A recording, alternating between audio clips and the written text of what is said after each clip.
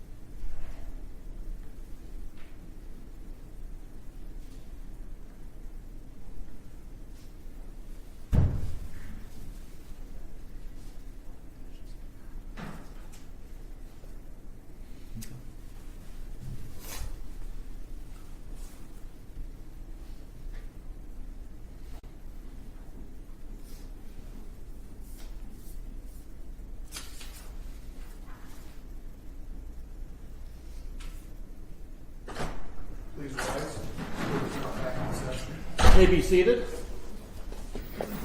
We're on the record in the matter of People versus Lindsay, stating that they set for preliminary examination on a multiple count complaint. Counsel, will you place your appearance on the record? Good morning, Your Honor. Mohammed on behalf of the people. Good morning, Your Honor. Good morning to your staff. My name is Ted Wallace, and I represent Mr. Lindsay, who stands to my left. Mr. Lindsay, please state your name for the record. Morning, Lindsay. All right, as I said, we're before the court for preliminary examination. We have 2 counts of assault with intent to murder, 2 counts of assault with great bodily harm less than murder, 2 counts of assault with a dangerous weapon, and 6 counts of felony firearm, correct? Correct, Your Honor. All right. Correct. And any preliminary matters to take up before we proceed? Yes, just one. I believe we're going to ask for a mutual order of sequestration with an exception for the officer in charge, Detective Micah Hall. All right, I see a number of people in the courtroom. I'll ask you to identify who your witnesses may be. I do not know personally. None of the people's witnesses are present in the courtroom at this time. None of the defense witnesses that I know of are in the court. There comes a point when you identify someone as a potential witness, let the court know. Yes, Your Honor. Anything else? No, not from the people. Nothing. One thing I do want to note, the court will display that we are starting this slate. This might be a lengthy preliminary examination. About how many witnesses do you anticipate? Just for purposes of scheduling the courtroom, and this might take hours, and whether we proceed through the lunch hour or the like. Yes, the people may have 5 witnesses. All right. And so there may be a point in time when you take a break for lunch or personal breaks or the like, and I'm looking about a noon hour, getting started late, maybe 12:30 or 1, depending on the circumstances. Understood. While sitting in the courtroom. I certainly hope it doesn't go that. Pardon me? I certainly hope it doesn't go that long. I have a preliminary exam in Taylor at 1, so I'm hoping that we can get this. I hope so too, so. Like I said, I'm ready, willing, and able to do what we have to do to proceed, and hopefully things can be resolved. Thank you. Promptly, but this is serious business. All right, having said that, you may be seated if you wish. All right. Mr. Mohammed? Yes. Let's call your first witness. Yes, and Judge, my apologies. One final preliminary matter. Throughout the course of this preliminary examination, there are going to be various videos as well as potential photos presented to the court. I've obtained a stipulation with defense counsel in regards to those items of evidence. It's my understanding that you did contact the clerk of the court. Those are anticipated to be admitted into evidence, and there will be no problem just displaying them, and we'll just announce that they've been stipulated to, and probably announce an exhibit. Correct, for purposes of the preliminary exam only. Yes. I agree for the purposes of this exam only. Having said that, Mr. Mohammed, the first witness. Judge, the people call Brendan Thomas Kiwin. Kiwin.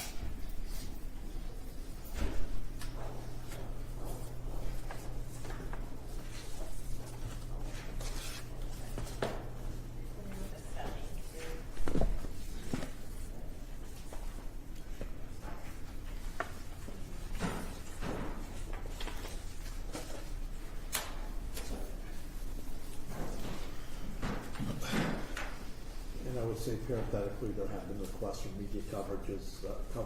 Council has received that notice, and I presume there's no objection. No objection. No objection.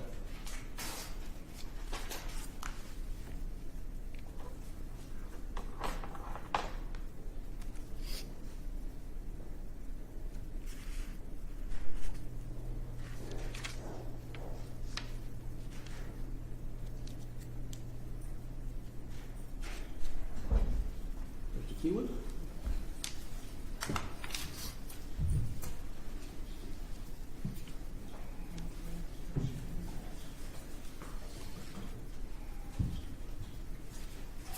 Please step forward.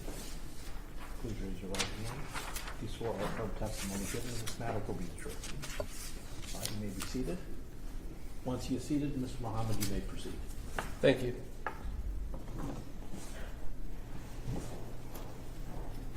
Good morning, Mr. Kiwin. If you can, please state your full name for the record and spell it. Brendan Thomas Kiwin,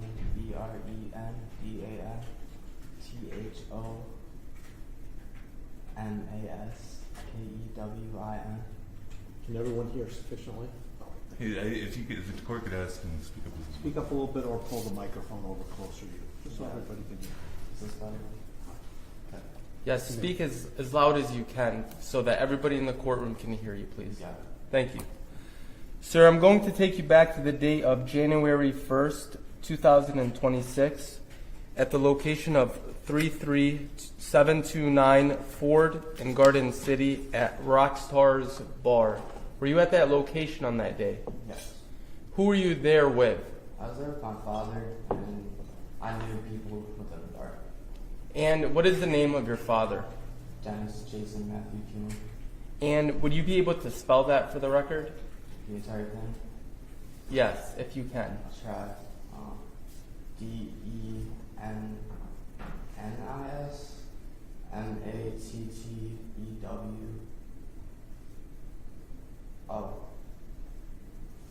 Jason, JASON, and then KEWIN. I kind of switched up a couple of them. It's okay, thank you.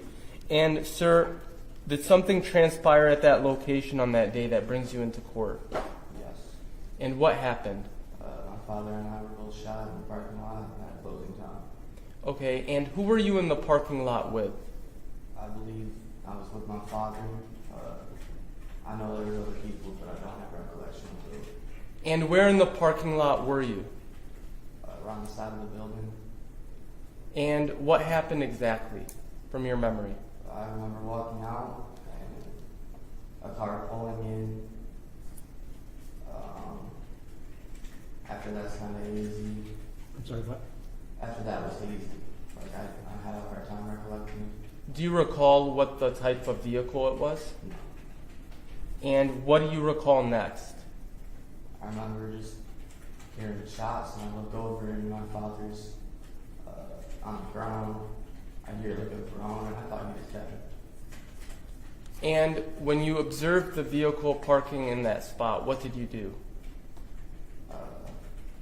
Like parked, When the vehicle was attempting to park? just kind of walked away. And do you recall observing whether or not you observed the individual that shot your father? I didn't. Did you see the driver of that vehicle? No.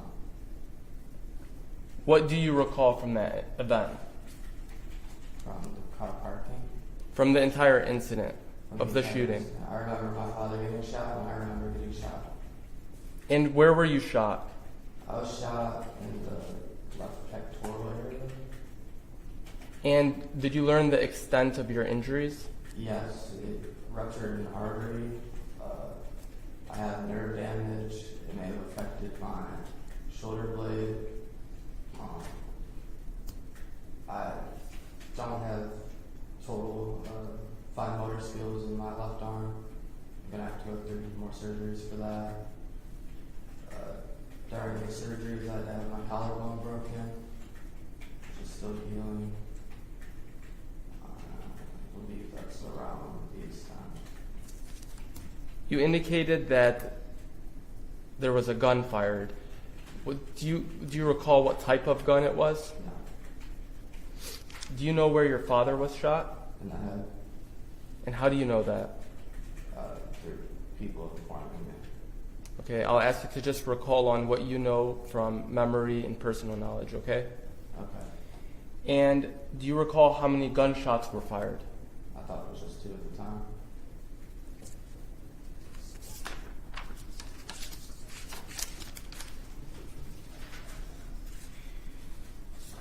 No further questions for this witness. Mr. Wallace? Thank you, Aaron. Good morning, sir. How are you? Yeah, there we go. Good. So you don't remember any of these events is basically what you testified to, correct? I have a really hard time recalling. So you don't remember standing in the parking slot that this car was backing into, do you? You don't remember being asked to step aside so the car could pull in, do you? No. You don't remember someone actually having to push your father to move him out of the parking spot, do you? No. You don't remember your father coming around to the door of the Jeep and pulling the door open, do you? No. You don't remember your father grabbing the person in the Jeep, do you? No. You don't remember the person being dragged from the Jeep to the back of the car, do you? No. You don't remember your father beating on that person, do you? No. You don't remember your father being on top of him, beating him, do you? No. You don't remember after your father was shot and being pulled off of that person, Judge, jumping I'm going on. to object. Pardon me? I'm going to object. I think Why is that? this line of questioning is suggesting facts, not an evidence. I'm just asking him what he remembers. I, under the circumstances, I think it's a fair question. Understood. We're familiar with the overall circumstances, and this goes to a matter of credibility, and this may be a record in further proceedings. Understood. Thank you. You're welcome. Thank you, Aaron. So you don't remember your father being on top of someone beating on him, do you? No. You don't remember after your father was pulled off because he was shot, jumping on that person and beating him, do you? No. And you don't remember that person having to shoot you to get you off of him, do you? I remember getting shot. You remember being shot. Do you remember that you were on top of someone when you got shot? You don't remember that, do you? So all you remember is that you were shot. You don't know who shot you. You don't know why you were shot. But One question at a time. I'm sorry. One question. He nodded his head. I'm sorry. I needed the verbal response. So you don't remember seeing who shot you, correct? No. And you only heard 2 shots, correct? And this car was trying to. Once again, we need a verbal answer. I'm sorry. Just, I All right, know, I you- understand this is cross-examination, and you have the right to do that, but we have to slow down just a little bit. Understood, John. And I will wait. I will try to wait for you to respond. Could you please speak up louder so the court? So, and who else were you there with? I believe I met up with a lot of people, just people I know. It was New Year's Eve. Yes. Okay. How much had you been drinking? I've been drinking a fair amount. Fair amount. So it's fair to say you were pretty intoxicated. Yeah. It was about 4 a.m. Yes. What time did you get there? I believe I got there, it was a little bit after midnight. A little bit after midnight. So had you been drinking from the time you got there till closing? Yes. How about before you got there? Where were you before that? I was at a friend's house party. Partying. So you're drinking more then? A little bit. What time did you get to your friend's house there?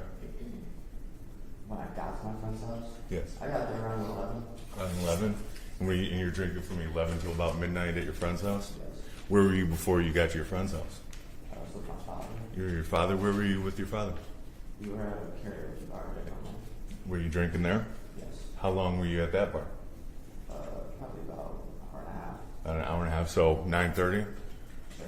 So, and had you been drinking before you went to the karaoke bar? No. So from 9:30 on December 31st till 4 a.m. on January 1st, you were drinking the whole time? Right. And had you had any issues with anybody at the bar? No. Any of those bars the whole time? No. Did you see your father have any issues with anybody at that bar the whole time? No. So nobody can come in and say your father was starting trouble with them, correct? Okay. All right. I don't have any more questions. No further questions for this witness. All right, Mr. Kiwin, thank you very much. You may step down. Thank you, Your Honor.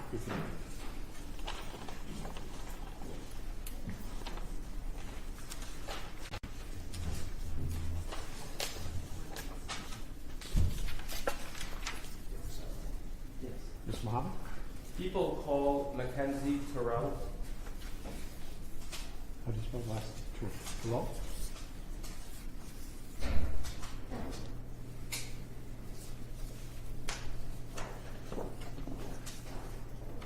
How do you spell the last name? So I have Turrill, but I will have her spell it for the record. All right, thank you.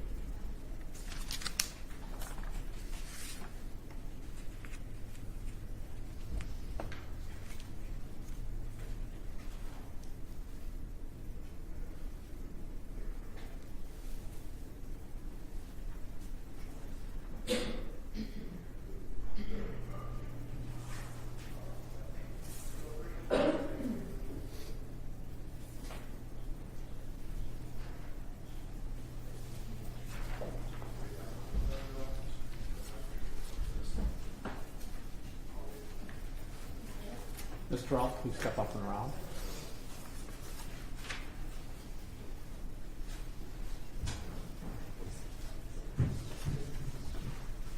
Step forward. Before you sit down, please raise your right hand.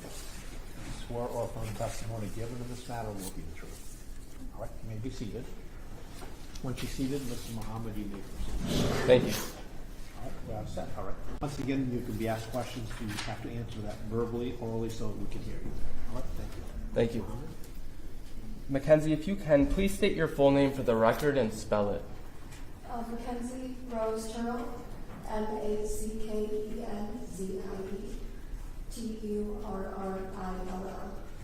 Thank you. I'm going to take you back to the date of January 1st, 2026. Were you at the location of 33729 on Ford Street in the city of Garden City, County of Wayne at Rockstarz Bar? Yes, I was. And who were you at that location with on that day? I was with a group of my friends, Ryan Lockhart, who loves his horse study, Andrew Woods, Angelica Williams was there at one point, and a bunch of other people. And while you were leaving that bar, did something occur or draw your attention? Yes. What was that? While I was waiting outside for my Uber, I seen a group of my friends standing on the sidewalk, and that's when a blue Jeep Wrangler acted and almost hit a group of my friends. And which friends did the blue Jeep Wrangler almost strike? From what I remember, my friend Chelsea and Gabby, and then there was a couple other people. And what happened next? What did you observe next? Afterwards, I kind of got the attention of my friends over there at the other side by the door. And when I looked back over, I seen people fighting. Okay. And do you recall ever observing the driver of this blue Wrangler? I didn't really get the best look at him, but I did see essentially like him and then one of my friends' dads fighting. Okay, and the driver, what do you recall observing him do specifically? When I looked over at one point, I did see that he was pinning my friend's dad against the wall. And when I was getting my friend's attention over to see what was going on, I looked back and I seen him laying on the floor. Who did you see laying on the floor? To my best recollection, it was my friend's dad. Okay, and what is your friend's dad's name? His name is Jason. And do you know his relationship to... My apologies, please strike that. When you observed the defendant and the victim against the wall, what did you observe at that time specifically? At that time, I just saw that essentially my friend at one point was trying to grab the guy off his dad. What's your friend's name? Brendan. Do you know his last name? No, I do not. It's okay. And continue. Essentially at that point, like I did see my friend's dad, Jason, pinned against the wall while the guy was choking him, or was having his hand on his neck. And so the individual that you observed choking your friend's dad, do you recall any description, facial descriptions? I really only got to see like his side profile. And can you describe that? I just remember facial hair, darker skin, and longer hair. And how was he choking him? What I remember, he just had his hand around his neck and he was pinned against the wall. And how was that individual choking? Was he using one hand, two hands? If you recall. I don't really remember. I was just kind of in the moment, just in shock. Okay, I'd like you to take an opportunity to look in the courtroom and tell me if you see that person that you observed driving the vehicle and doing the choking here in the court today. Yes. Do you see that person here? Yes, I do. Can you please point to that individual and point out an article of clothing that person is wearing? He's wearing the green shirt. Your Honor, please let the record reflect the witness has identified the defendant. No objection, Mr. Wallace. No objection, Your Honor. So no. And what happened next? What did you do next? Well, afterwards, when my friends got my attention, our Uber just pulled up into the road. At that point, we were getting into the car, and then that's when I heard the gunshot go off. All right. How many gunshots did you hear go off? Between 2 or 3. When we were in the vehicle, I heard one more go off, and then I'm pretty sure I heard the third one as we were driving away.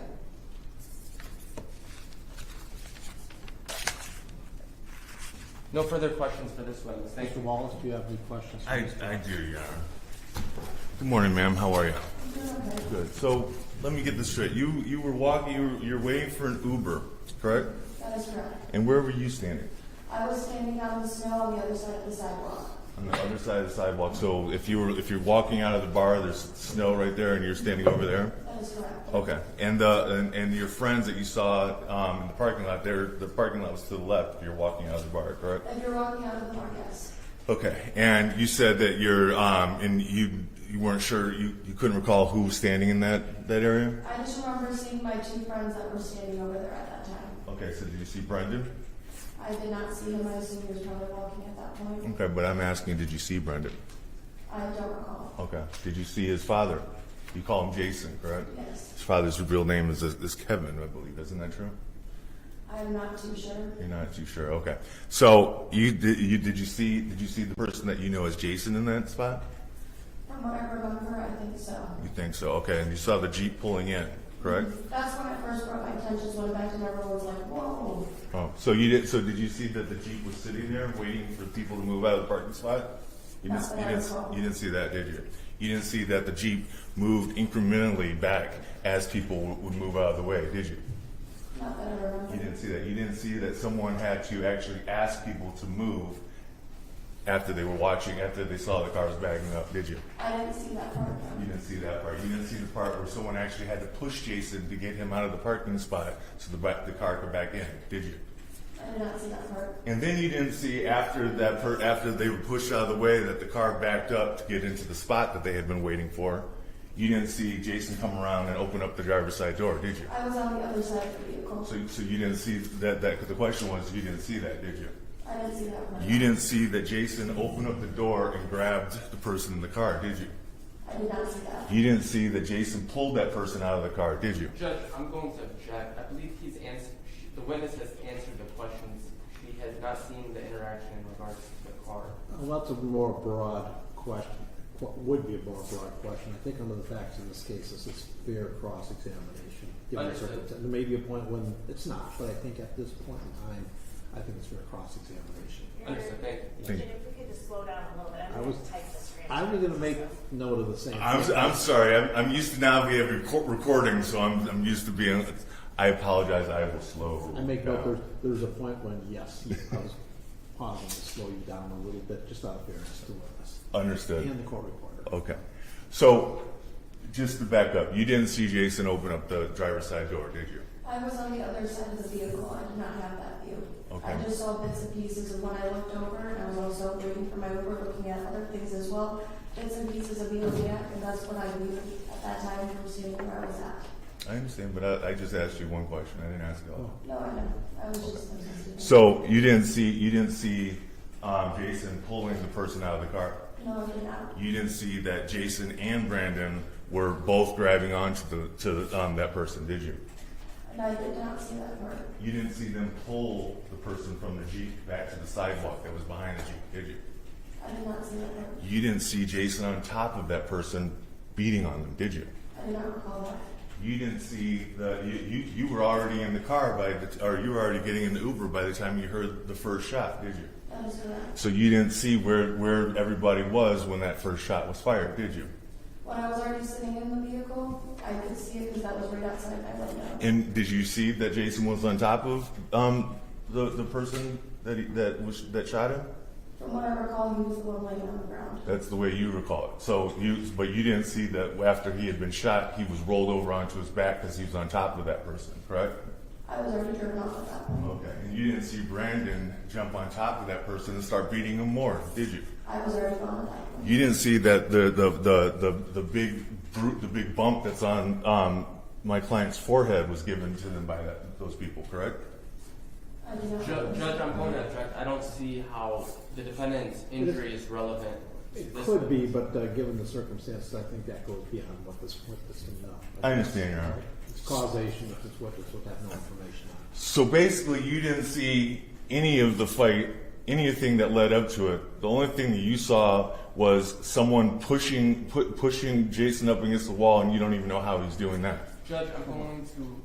Go ahead. Yes. That is misrepresenting the testimony in this case. I'll sustain the objection. Just clarify. Okay. That was false.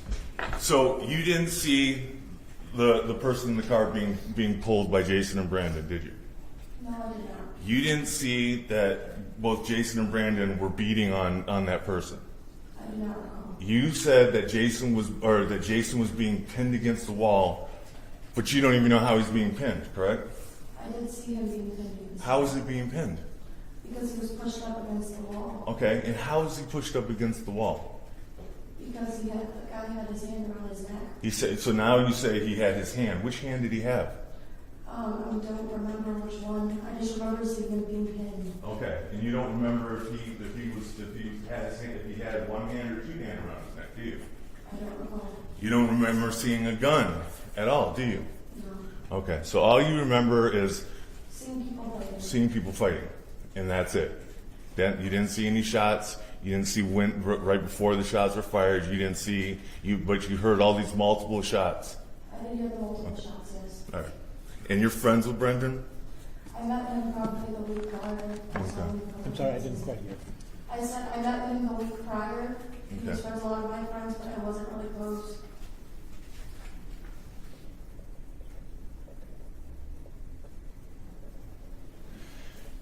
So, can you describe what the person in the Jeep was wearing? I mean, really just like a jacket from what I remember. Okay, so you didn't see that he had a hat on? I don't recall. Okay, so did you see what kind of jacket he had on? I don't remember. Okay, so the only thing you can say right now is that you think you saw this person, I correct? saw the facial features, yes I did. How did you see the facial features? Where were I you? remember the only way that I could distinguish them between the two was because of the long beard It was the long beard, so you saw a long beard. and the darker complexion, yes. Okay, so so your identification right now is based on a long beard and darker complexion. Yeah, that's how I was able to tell the difference between the two. That's how. Okay, so that's how you're able to tell that someone was being choked. That Jason was being choked. That's the only way I was able to tell who was who with that. Okay. I don't have any more questions. Anything further, Mr. Muhammad? Just one. Did you see the individual you identified here in court today? Did you see the side of his face? That's all I saw was the side of It's his yes face. or no. Yes. Okay, thank you. And one more question.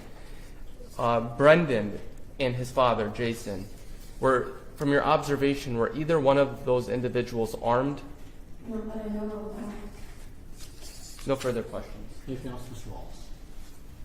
No, I don't. You may step down then. Thank you very much.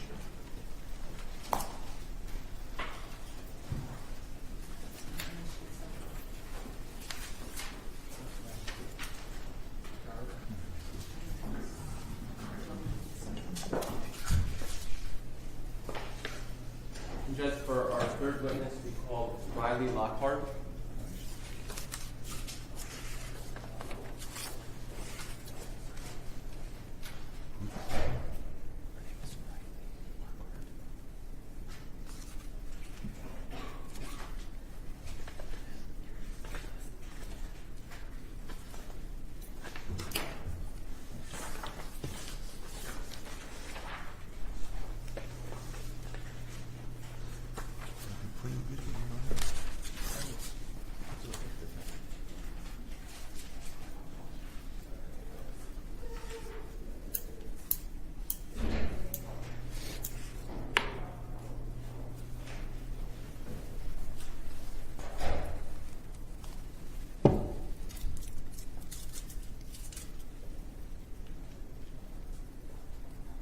And Judge, I had an opportunity to inform defense counsel prior to the exam, but I did want to put the court on notice as well. I do believe the testimony may reflect an additional count of felonious assault with a motor vehicle, and if the testimony reflects that, I plan on moving to add that additional count. Thank you. You're welcome.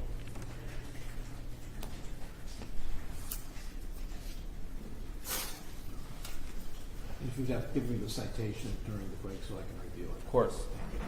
Yeah. Is this Ms. Lockhart? Please step forward. Please raise your right hand. You swear all firm testimony given in this matter will be the truth. Yes. All right. Have a seat. Once you're seated, Mr. Muhammad, you may proceed. Thank you. Ma'am, can you please state your full name for the record and spell it for the judge? Riley Elizabeth Lockhart Giardello. It's Riley. Elizabeth Elizabeth Lockhart Lockard as in David Girardello, Girardello. Thank you. I'm going to take you back to the date of January 1st, 2026 at the location of 33729 Ford Street in Garden City in the county of Wayne at Rockstarz Bar. Were you at that location on that day? Yes, sir. And who were you there with? I was there with a group of friends that had went to my friend's house. She had a gathering before me and went to the bar after. And what is the name of your friends that you were present with at I that was location? with a few of them were Alexis Gorsetti, McKenzie, Terrell, Brandon Adamus, and then Sydney Moore, Chandler Motley, are normal group of people that we were with. And while you were in the parking lot of that location on that day, did you observe something or did something draw your attention? Yes. And what was that? Upon walking out, my friend's mom, Alexis, her mom ordered us an Uber and told us that it was a Jeep. So we started walking to said Jeep Wrangler because we seen that this Jeep Wrangler was running. And when I turned, I seen somebody getting choked up against the wall. I seen the son punching this guy to get him off his father. And then I seen somebody walk away, and then I heard a boom, and then we just ran to our Uber. All right, the Jeep Wrangler that you observed in the parking lot, can you describe it? It was blue. And did you observe the driver of that vehicle? No. And you indicated that you had seen a father being choked. Yes. Do you know that individual's name, the individual that was being choked? I know him as Jason. And do you know his son's name? Brendan. And the individual that was choking Jason, do you see that person here in the courtroom today? Are you able to identify that person? I just seen skin color and facial hair that day, but I could identify just because he's here from picture. But okay, so I didn't see face that night. No, I only see side. Okay, and so I would only ask you to testify as to your personal knowledge of things that you observed at the scene, not to rely on anything such from the media. No, I only see side. Okay, did you observe how Jason was being choked? Yes. How? 2 hands against his neck, and he was trying to push off. And the person that you had observed doing this choking, I understand you didn't see catch that person's face, but could you provide a description of what that person was wearing, if you recall? No. What do you recall additional to what's been testified to? That's it. Understood. Thank you. No further questions. Mr. Walls, do you have any? My apologies. One further question. Ma'am, from your observation at the scene, was Jason armed? No. Was his son Brendan armed? No.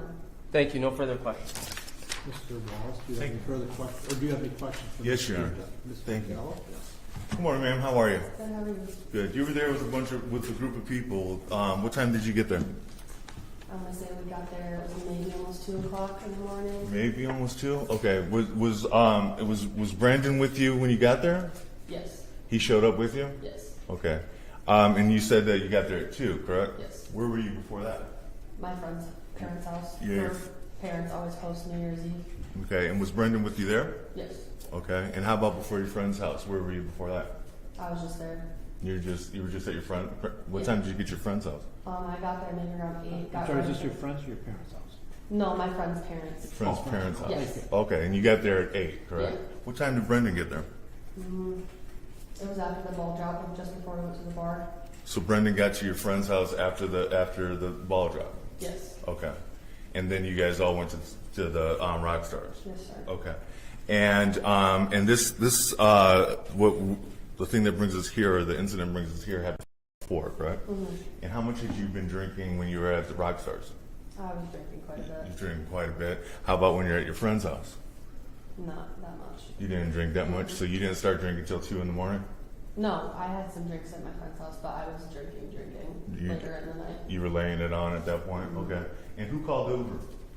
Who called Uber? My friend Alexis's mom. Okay. And where were you? Where were you standing outside? Were you standing outside waiting for that Uber? Yes. Where were you standing? I was standing just outside the door that you entered. Okay. And where was McKenzie? McKenzie was behind me. She was behind you. So I believe. behind you meaning more in the bar? No, so I was standing outside just by the door upon entry. Okay. On the sidewalk. Okay. Our Uber that we thought was the Jeep, our friend's mom told us no, it's a white Jeep Compass, so we turned around and seen our Uber on Ford Road. Okay. Alexis, Brandon, and McKenzie were headed to the Uber. Okay, so the only thing that you saw was Jason being held against the wall, correct? Correct. You didn't see what led up to that? No. You didn't see, did you see anybody with a gun? No.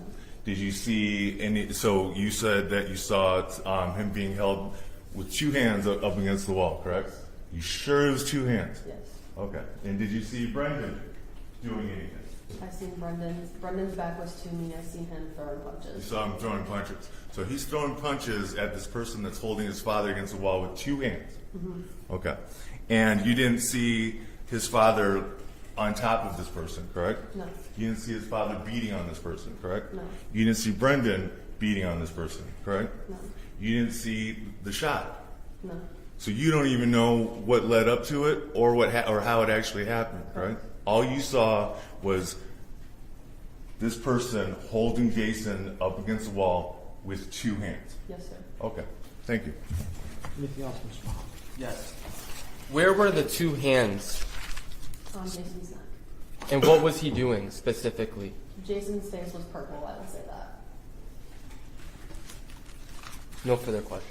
Anything else, Mr. Wall? No, Your Honor. All right, ma'am, you may step down. Thank you very much. Thank you, Your Honor. You're welcome.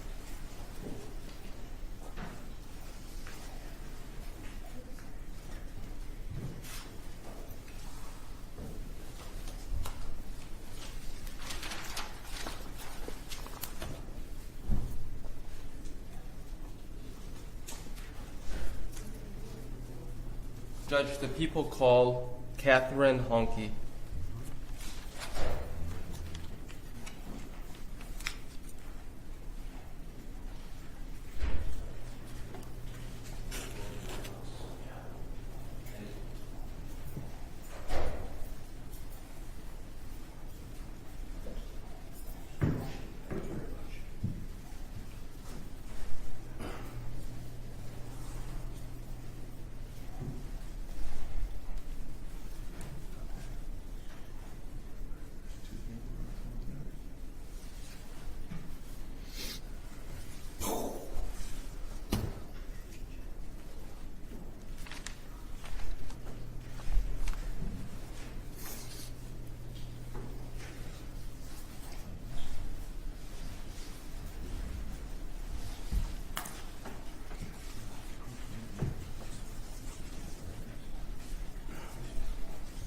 Ms. Honky, please step up. And before you're seated, please raise your right hand. You swore or affirm testimony given in this matter will be the truth. You may be seated. You're shaking your head, yes? Yes. Yeah. That's all right. Once you're seated, Ms. Muhammad, you may proceed. Thank you. Ma'am, I'm going to ask you to speak loud and clear into the microphone, okay? Okay. A little bit louder than that. Okay. Could you please state your full name for the record and spell it? Katherine Honky, CATHERINE, All right, I'm going to take you back to the date of December 31st, 2025 and January 1st, 2026. Were you at the location of 33729 Ford in Garden City? Yes. Is that in the county of Wayne? Yes. And were you at a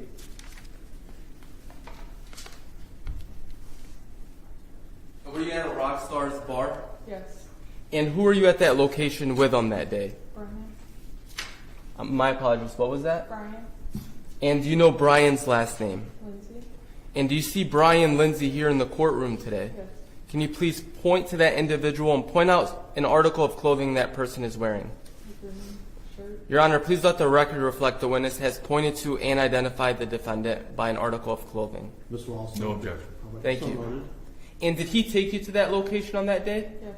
And what type of vehicle was he operating on that day? A blue Jeep. And do you know what type of blue Jeep? Do you know the model? Wrangler. And who else did he take to that location on that day? Was it just you two or was there other individuals? Just us. And did something happen on that location that brings you into court today? Yes. And what happened? From what I I've seen, somebody was on top of him and he used his CPO. And you observed this with your own eyes? Yes. And describe for the court what you saw specifically. He was trying to back into the parking spot so I can get in. And there was a gentleman standing behind the Jeep. When it moved, I pushed him back, and then I went around. You pushed two back. Whoever was standing behind the Jeep, And how many people were standing behind the Jeep? one. Okay, and what happened next? I went around to close the passenger door, and next thing I know, he's on the ground with somebody on top of him. And I went in for help. Well, we'd like to walk through each event one by one. So if you can, after you approached that individual behind the Jeep, what happened next? Specifically, directly after that. I pushed him back. And what happened next? I walked around the other side of the vehicle. And was the Jeep Wrangler still in the same position, or had it gone further back? I don't remember. I really don't remember. And what do you recall happening next? Next, I closed the passenger door, and I walked around to the back of the Jeep. Brian was on the ground, on his back. And what did you observe next? I heard a shot. I asked if he was okay. He said yes. I went inside. Did you observe the shooting? No. Does Brian have a gun? Yes. Can you describe the gun? Black handgun. And do you know whether or not that firearm was discharged at the scene? I do not see. Do you know whether or not he had the firearm with him at that location on that day? Yes. And where was it? In the Jeep. Is that the blue Jeep? Yes. And after you heard the shot, what happened next? What did you observe next? I went inside to get help. And what did Brian do? I don't know. I was inside. Did you come out at some point? No. Did you spend the night at the bar? They did not let me out of the bar, and then the detective brought me to the police department. So you did exit the bar at some point? Yep, with the detective. And was Brian there? No. Do you know where Brian was? No. And what did you do next? After you had a discussion with the police, what happened next? I went to my parents' house. And have you spoken to Brian since? Yes. And what has he told you? We just talk about different things, TV, life. We don't talk anything else. Did you speak in regards to this case? No.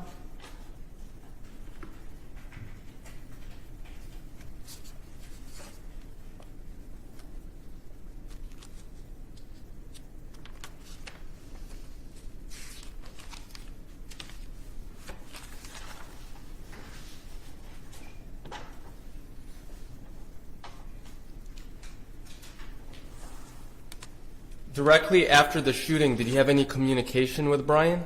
Yes. And what was it in regards to? He just called me and said he loved me. He was turning himself in. That was it. Do you know why he was turning himself in? I'm assuming because he ran, but I don't know. Do you know why he ran? No. I was not with him. Do you know whether or not he shot anyone? According to the detectives told me. Well, I wouldn't ask you to base that off of your discussions with the detective. You want I would not advise. No, I'm asking you to base your testimony purely off of your personal knowledge No. and your observation. I did not see him pull the trigger. Did he tell you whether or not he pulled the trigger? No.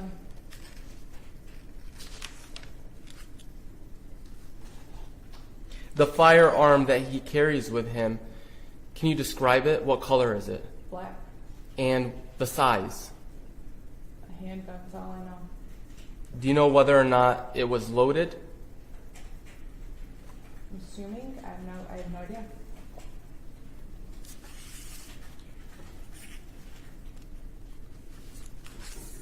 What is your relationship to Brian Lindsay? He's my spouse. And for how long? 4.5 years.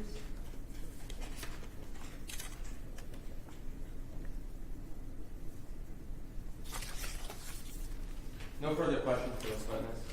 Do you mind if I interject? Are they legally married? Does spousal privilege or competency entered into this? I heard her testify she was the spouse of the defendant. Yes, I do not know if they are legally married. I think they're just. I think they're. That's significant, but I don't think that's an issue. I It understand. could be significant. Understood. I can ask the witness. All right. Ma'am, are you legally married to the defendant? No. Thank you. Mr. Wallace, do you have any questions? Yes, Your Honor. Thank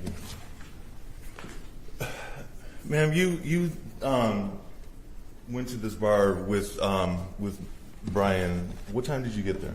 10:30. About 10:30. Do you go to this bar often? Yes. And when you leave the bar, usually does Brian usually pull the car up to the front? Yeah. And he does that so you don't have to walk in the parking lot, correct? Correct. And is that what he was doing this night? Correct. And when you and so as you were leaving, you were outside when Brian was trying to back into the spot. Correct. And there was a group of people originally. There's a group of people in that spot, right? Judge, respectfully, I'm going to have to object because I'm not hearing questions. It's more of like the attorney's kind of testifying and suggesting Yeah. facts. So I'm just Well, going that's what to. we call a leading question. Yes, Yes, so- yes. And he does have the right to cross-examine. So This I is will my listen witness. carefully for that, but the definition of leading question is a statement that you're asking the witness to agree with. I just- Exactly what you can't do, but he can't do. I would As just- long as there's a question involved, yes. Yes, I would just ask so that there isn't facts that are not in evidence being stated. So assuming facts not in evidence is what I believe what the legal objection is. He's suggesting That would facts be that an are not on effective this argument. record. I think under the facts and circumstances of the case, he can ask what this witness saw or did not see. All right? And I think it's fair under the circumstances. Thank you. You can't summarize facts and not evidence to a jury or the like, but you can ask her Thank you. Your Honor. ask her what she saw or Understood. did not see. So This you, is indeed a leading question, but as long as it is a question. thank you. So when where were you standing outside when Brian pulled the Jeep up? I was coming outside. You were coming outside. So the first time you saw the Jeep was which way was the Jeep pointed? Towards the parking lot, he was backing in. He was backing in, and then he was backing into the first spot right by the front door, correct? Correct. And when he was backing in, was he able to back up right away? Not all the way. Not all the way, because there's a group of people standing there, wasn't it? Correct. And the group of people were made aware several times that there's a car trying to back up, correct? Correct. And some people moved, correct? Correct. And then Brian backed up, correct? Yes. And then some people kept standing there, correct? And they kept looking at the Jeep, correct? Yes. And they knew that the Jeep was trying to back up, correct? And you said something to them about backing up, correct? Yes. And everybody moved, correct? Yes. Except for one. And that person you pushed, correct? And you pushed them out of the spot. Slow All right, down, I'm you sorry. have to wait for an I'm answer. sorry.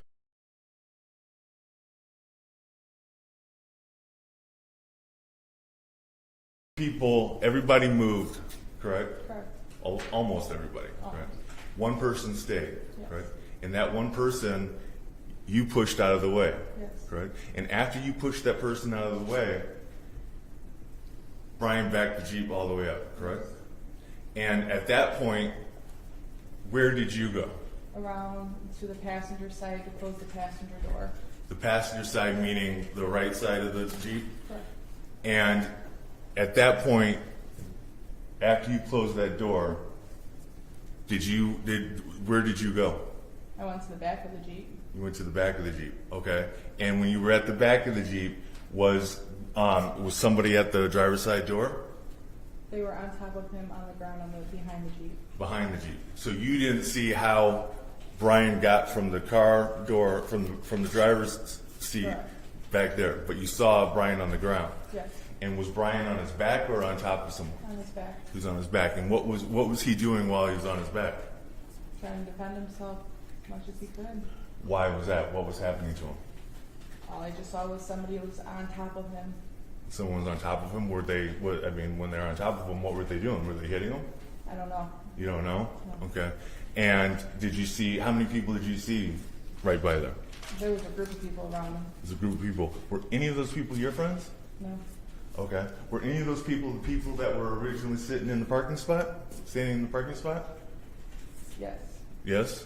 How many would you say of those people that were sitting in the parking spot were there while Brian was getting beat up? At least one or two. At least one or two? Okay. And what did you do at that point? I asked him, I said, "Are you okay?" He said, "Yes." I ran in to get help. Okay, you asked him if he was okay. Was that after the first shot? Yes. Okay, and did you see the person who was shot? No, I didn't see the face. You didn't see the face? Did you see the person that was shot get pulled off of Brian? Rolled off of him. Rolled off of him? Did you see someone do that, or did he just roll off on his own? I honestly don't recall. You don't recall? Okay, but he was rolled off, and that's when you saw it, correct? Yeah. And so and that's when you asked Brian if he was okay? Correct. Okay, and you didn't see another person jump on top of him, start No, beating him? I ran in to get help. Okay. And had you seen these people before? No. You didn't see them earlier in the night in the bar? No. Okay. And again, just to be clear, Brian was trying to back into that spot, correct? And there were several times when he backed up and had to stop because people continued to get in the way, correct? I see him stopped at one point. Okay. Because it was when I was coming out. And you asked everybody to please move because he's backing in, correct? And that's what he usually does, correct? Yes. And you pushed this person, and there was nobody else in the way when you pushed, correct? And that's when Brian backed all the way. One question at a time. Okay. That's two. Just so you have to slow down. I understand. So you backed. So it wasn't until you pushed this person out of the way that Brian continued to back up, correct? Correct. And that person, did you see that person move back towards the parking spot? No. You didn't see the person My move? back was towards him. Your back was towards him. Okay. All right. Hold on 1 second. Actually, can you please look at Mr. Lindsay right now? You see that bump on his forehead? Did he have that bump before this? We need a verbal or. Yeah. Did he have that bump on his forehead? No. Objection, relevance. What is the relevance? Well, under the circumstances, Mr. Wallace. Well, the relevance is that my client was being beat by two people, and he still has an injury present. Judge, and what the testimony will reflect is that the defendant fled from the scene for approximately 10 hours. We don't know what happened during that 10-hour span. I understand that, and this is number one preliminary examination. I believe that is a legitimate question under the circumstances. It may develop into something else in the later proceedings, but for purposes of the exam, I will allow it. Thank you, Your Honor. Again, it may not go to probable cause, but it may go to a possible defense and Thank you. observe the testimony. And thank you, Your Honor. So he didn't have this big bump on his head, correct? Correct. Did he have any injuries to his face No. that you know of? And you've been with him for 4 years, right? Correct. So he didn't have any injuries to his eye? No. He didn't have a broken nose? No. He didn't have a possible broken ankle? No. And all of that, he didn't have any of that until after this incident, correct? Correct. Thank you. Will we redirect Mr. Yes. Ma'am, I'm just confused because on direct examination you indicated that there was one person behind the vehicle, but then on cross you said there was a group of people, so which is it? There was a group, but one guy would not move. And so you arrived at this location around 10:30, Correct. and you left around 4:30, or this incident happened around 4:30 in the morning, About 4 o'clock after the bar closed. around 4 o'clock. And what were you doing at that location with Brian? I was drinking. You were drinking? Yes. What were you drinking? I was drinking Captain and Coke. I'm sorry? Captain and Coke. And approximately how many drinks did you have? 3. And were you drinking before you arrived to that location? Nope. And what about Brian? What was he doing?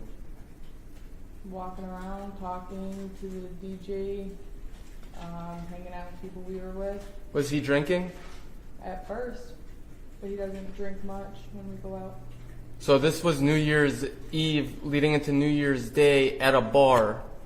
The question is, was he drinking? When we first got there, yes. How many drinks did you observe Brian drink? 1. And was he in your sight the entire time? Not all time. We were hanging out with a group of people. What are the names of the people that you were hanging out with? I don't know. There were just people that were there, and we all just started talking, hanging out. You indicated on cross-examination that you had observed an individual roll off of the defendant. Yeah. So you're telling this, is it your testimony that you observed an individual roll off of the defendant, but you didn't observe who shot that individual? Correct. And you didn't see a gun at all? No. You indicated that, on this record, you indicated that you were married to the defendant. I never said we were married. I Or said you, my spouse. he's your spouse. And what is the definition of spouse to you? You know, I'm going to object. Why is that relevant? She used the term asked to clarify whether or not they were actually married. And that's good. That's very important for evidentiary reasons, but the purpose of this proceeding. I'll withdraw the question, Judge. No further questions. You may step down. Thank you very much.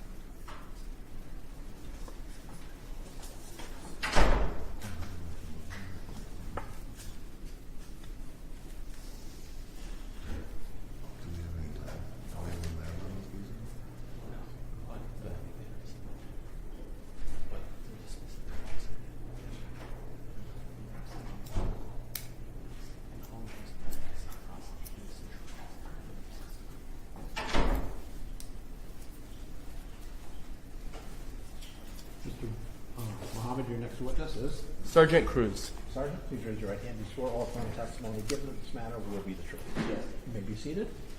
Mr. Mohammed, once you're seated, you may proceed. Thank you. Good afternoon, Sergeant Cruz. Can you please state your full name for the record and spell it? Sergeant Gage Cruz, Gagecruz. Thank you. Sergeant, are you currently employed? Yes. Who's your employer? Garden City Police Department. And in what capacity are you employed there? I'm a police officer, police sergeant. And what do your duties consist of? So I supervise a shift of officers, answer the phones, review reports, other administrative tasks, scheduling. And were you working in that capacity on January 26th or January 1st, 2026? Yes. And did you receive a phone call in relation to this case? Yes. And how did that phone call begin? I received a phone call on that day at approximately 5:20 a.m. from a suspected male on the other line who identified himself as Ryan Lindsay. He told me that he was just involved in a shooting that occurred at the Rockstarz Bar. He advised me that it was in self-defense and that two guys tried to jump him. I tried to ask him more questions and figure out what his current location was. He refused to provide me with those answers, and he would only tell me that he was going to turn himself in on Monday with his attorney. And did he turn himself in on that day? No, not while I was working. I believe he turned himself in approximately 10 days later. And so that Monday, did he turn himself in? I do not believe so. Monday Nope. was New Year's Day. That was New Year's Day, Monday. I don't have the Look at my calendar, I believe so.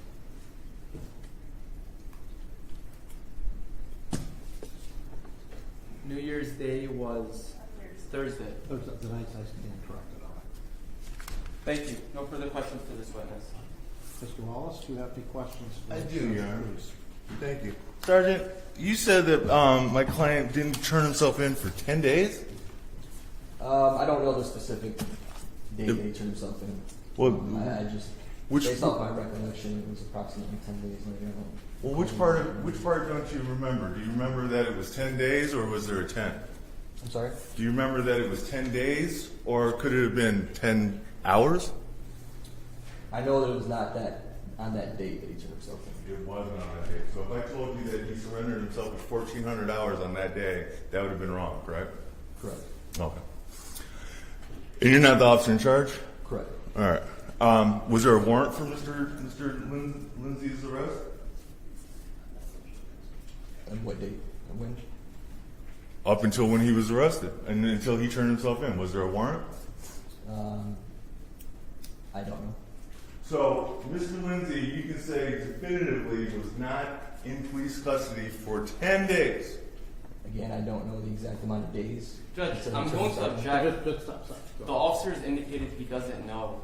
Well, let him finish his question, and then you can, all right. Well, he keeps So, repeating the no, same no. question, and the If it officer's comes- telling him he doesn't If it know. comes to the point of battering, then I would sustain the objection, but at this point in time, I think the question is reasonable under the circumstances for clarification.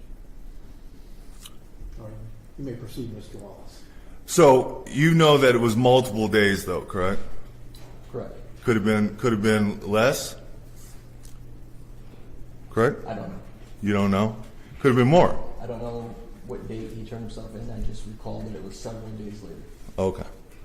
Several. Days All right. later than what, the call? Then the date that I received the phone call at the desk. Thank you. But Mr. Lindsay had called at what time? And you talked to him at what time? It was approximately 5:20 in the morning. 5:20 in the morning. Okay. I guess and so that. Can I interrupt? Just Yeah. for clarification, that would be 5:20 a.m. on Monday, which would have been presumably January 5th. Did I receive the phone call? Yes. No, I believe that was on the 1st. The first is New Year's Day, and that was a Thursday, and I believe the testimony was a Monday. I'm just trying to clarify. I'm not doing the exact. No, I think No, Judge. Please do, yes. I think the officer indicated that the defendant said that he would turn himself in on Monday. That's Not what I that the heard. call was received on the Monday, but that the defendant informed the officer that he would turn himself in on Monday with his lawyer. Okay, thank you for the clarification. Is what I believe. Please correct me if I'm wrong. He said that it wasn't for 10 days until he turned himself in. That's all I remember hearing. The question is 10 days from what? And why is it relevant for purposes of this? It's not relevant, Judge. Well, I mean, other than the fact that he turned himself in that day, that would go towards the memory. What day? We would stipulate, January 1st. We would stipulate to the defendant turning himself that day. Okay, so you're stipulating that it was actually no days. It was just 10 hours. Yes, I'll clear it. I've lost track of what you're saying. I'm the only one important. I'm gonna let Mr. Purposes of this proceeding. I get it, Judge. Mr. Mohammed, I believe, is going to clear it up, and then I'll ask you more questions. I Please will. do. Thank you. Sergeant Cruz, you were not present when the defendant turned himself in, correct? correct, yes. And you don't know exactly when he turned himself in, correct? Correct. But what you do know is that by the end of your shift, the defendant had not turned himself in? Yes. Okay. What date was that? On the 1st at 0700. So that would be New Year's Day, the 1st. Yes. Oh, thank you. And just to confirm, because I'm not too familiar with military time, is that 7 It's at a.m.? 7 a.m. Thank you. So if he had turned himself in later that day, you wouldn't have known? Correct. I had heard days later that he had turned himself in. Okay, and I'll just ask you to rely on your personal knowledge and not what you've heard or something, okay? Thank you. And Judge, we will, no further questions for this witness. Mr. Wallace? I do. I think we interrupted your examination. So you can proceed. Thank you, Your Honor. So I just want to be clear, Sergeant, because we don't know how many days, or you can't testify to how many days it was. Was there a warrant for Mr. Lindsay's arrest? I don't know. What's that? I don't know. So the fact that he didn't turn himself in for an hour is irrelevant, correct? I don't know. You don't know if that's relevant? Are you telling me? I'm asking. Is it the fact that he didn't turn? Counsel, I'm the one to decide what's relevant. I'm sorry. evidence. You can establish the facts. Okay. All right. So he didn't have a warrant out for his arrest, correct? I don't know. Okay. Well, do you have any reason why he was obligated to turn himself in? Do I have a reason why he was obligated to turn himself Yeah, in? he didn't have a warrant for his arrest, correct? He did not have a warrant for his arrest. So he had no reason to turn himself in. Well, he advised me over the phone that he was involved in a shooting. Okay. And he said he was going to turn himself in, correct? He told me that he was going to turn himself in on the following Monday with his attorney. Okay. But in fact, he turned himself in before that. I don't know. You don't know. And Objection relevance. I'm not the one that brought it up, Your Honor. Stop. I will let Mr. Walsh pursue his line of questioning since we've already gone that road. But Right. again, this may be relevant for some other purpose, but I'll let you make your record. Thank you, Your Honor. So you don't know when he turned himself in, correct? Correct. I'm sorry, You- what was that question again? You don't know when he turned himself in, correct? Correct. And you don't know whether or not he had a warrant when you talked to him, correct? Correct. So legally, he had no obligation to turn himself in, correct? You're asking this question, this witness a question. It's to come to a legal fact. I understand that. So nobody had to go arrest him, correct? We did not arrest him on that night, correct? Okay, thank you. Anything else, Mr. Mock? No, not from this witness. You may step down, sir.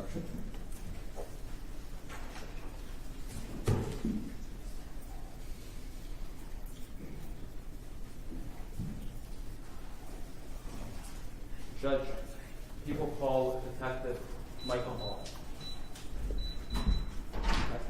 Lieutenant, raise your right hand. You swear or affirm testimony given in this matter will be the truth. You may be seated.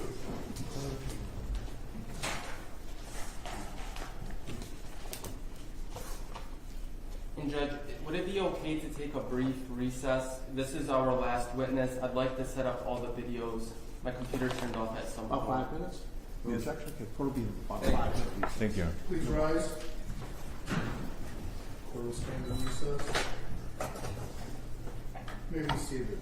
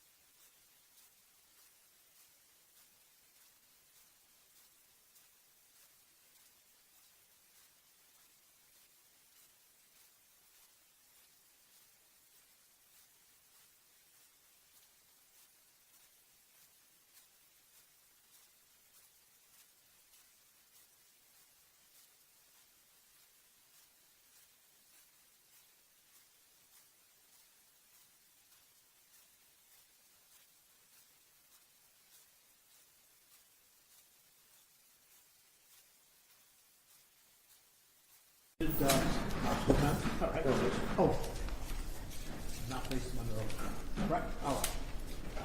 Before we begin, counsel, you're both present, Mr. Walls, Mr. Mohammed. All right.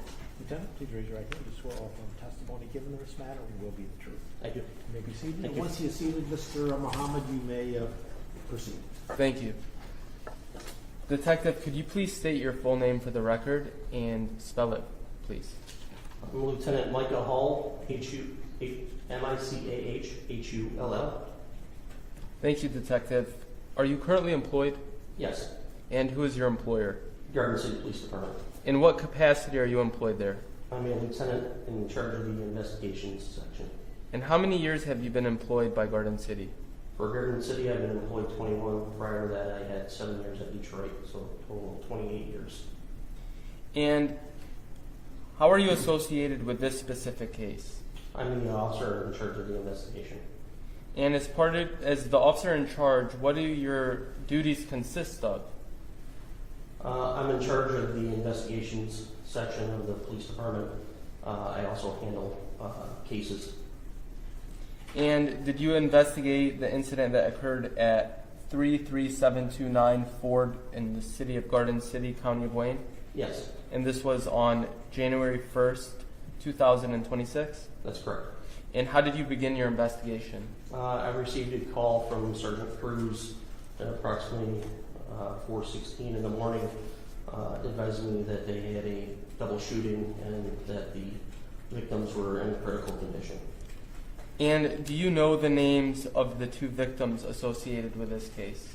Yes, And what is their names? Dennis Kiwin and Brendan Kiwin. And do you know Mr. Dennis Kiwin's middle name? It's Jason-Matthew, but he goes by Jason. Okay. And how did you further your investigation? Did you ever attempt to make contact with the victims? The victims were unconscious. And pursuant to your investigation, were you able to determine the extent of their injuries? Yes. Your Honor, may I approach the witness? Yes, ma'am. And let the record reflect that I am providing the witness with proposed exhibit number 1, 2, 3, and 4. Mr. Wallace, I presume you've I've seen those. review these, and these are being presented without objection. I don't see the relevance in them, but if he wants to show, as long as he's not trying to publish them. I am publishing them, yes. And Judge, it's already been... Foundation, then, yes. Well, Judge, we've already stipulated to him, but I will lay foundation. Officer, do you recognize those photos? Yes, I did. And were they captured during the course of your investigation by the Garden City Police Department? Yes, they were. And from the time you received it as part of this case file, does it appear to be a fair and accurate depiction of what you had received? Yes. Does it appear to be altered or manipulated in any way? No. Your Honor, at this time, people would move to introduce into evidence People's Proposed Exhibit 1 through 4. And again, I would object. They're not really relevant now. The only thing the officer can testify to is that any injuries that he observed, he didn't even take the pictures. Well, that's not the foundation. It's just, I presume, you've indicated these are true and accurate representation of what you saw, and I presume it's relevant. I'm jumping ahead just to say... Well, Judge, it's fundamental. I presume these are gunshot wounds to somebody. Yes, Judge, and I'm going to point back to the beginning of this case. There was a stipulation. It was placed on the record to the digital evidence in this case. I would think that these are gunshot wounds observed by the officer. That would be relevant. Of course. It would be more prejudiced and probative for a jury because of the manner of presentation, but I think they're relevant and visible.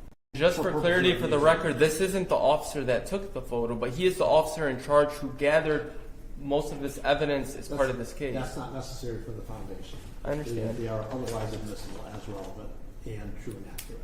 And Judge, I'm going to move into evidence People's proposed exhibits pursuant to the stipulation and through the foundational questions I've already laid. For the hearing only. All right, cool. We'll look at these evidence. Publish to the court. Inclusive. Go ahead. Thank you. I do have copies of individuals. You may proceed. Thank you. And were you able to gather the condition of Mr. Dennis Jason Matthew Kiwin? He was in critical condition.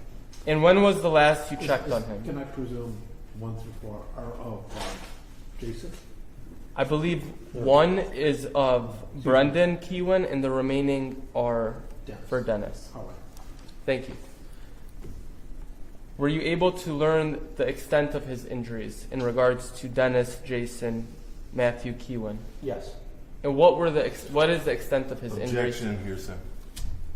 Well, Judge, again, one, I would like to finish my question. Yes, that's good. Good And start. number two, I didn't hear the officer testify to another person's statement. At So this point in time, I'm going to overrule the objection. I haven't even heard the question yet. Thank you. It may be admissible for reasons other than the truth of the matter, but let us proceed, yes. thank you. Officer, pursuant to your investigation, were you able to determine the extent of the injury to Mr. Dennis Jason Matthew Kiwin? Yes. And what was that? He had a gunshot wound to the head that traveled through his head and then exited the other side. And were there any additional information you learned in regards to the extent of his injury? Yes, he lost sight in both eyes. He also had a bullet traveled through his frontal lobe of his brain. So the extent of his injuries is unknown of what it will be. And do you know whether or not he is currently conscious or unconscious? He is unconscious. And did you learn the extent of the injury in regards to Mr. Brendan Kiwin? Yes. And what was that? He suffered a gunshot wound to just above his heart in the left chest area with a exit wound coming out the other side.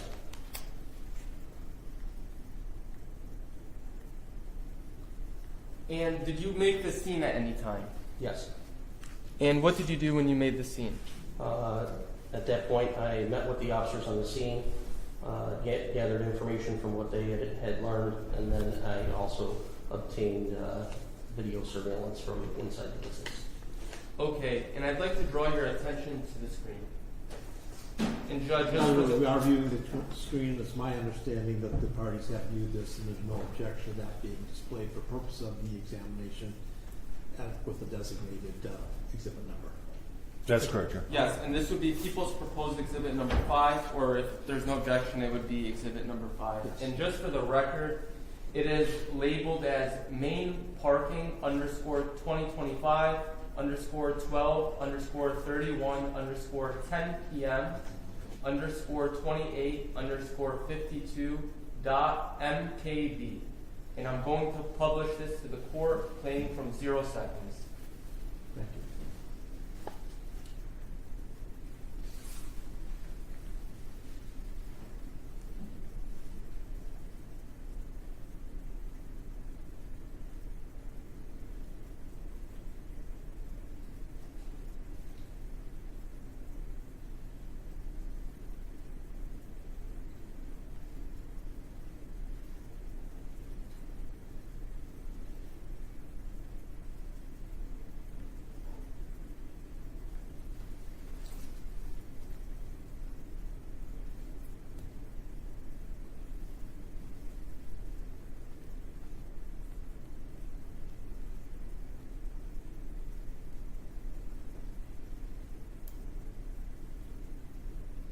And Judge, pausing at 48 seconds, I'd like the record to reflect that I will be magnifying the zoom lens to get a better look at the individuals exiting the blue Jeep Wrangler.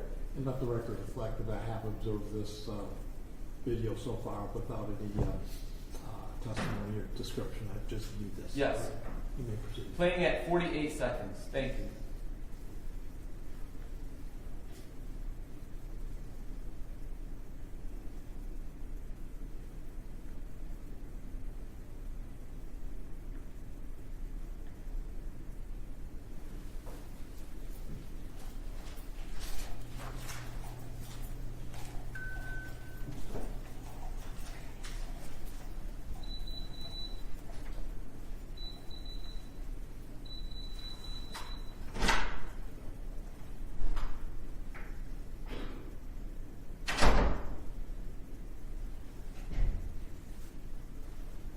Pausing at 1 minute and 25 seconds. Let the record reflect the court has viewed what appears to be the blue Jeep. Please correct me if my observations are wrong. Approximately 2 people walking away from the Jeep. Thank you. All right. And officer, is this a fair and accurate depiction of one of the videos you had observed pursuant to your investigation? Yes. Does it appear to be altered or manipulated in any way? No. Officer, I'd like to draw your attention to the screen. And Judge, this would be People's Exhibit number 6, which is labeled as main entry exterior underscore 2025 underscore 12 underscore 31 underscore 10 p.m. underscore 29 underscore 15 dot MKD.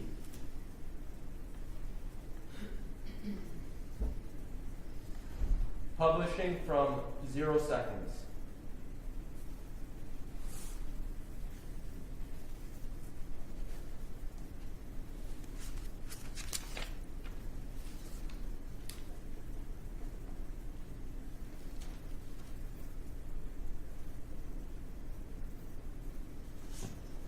Judge, it appears it is not playing. I will move it to the 1 minute mark. Playing from 1 minute.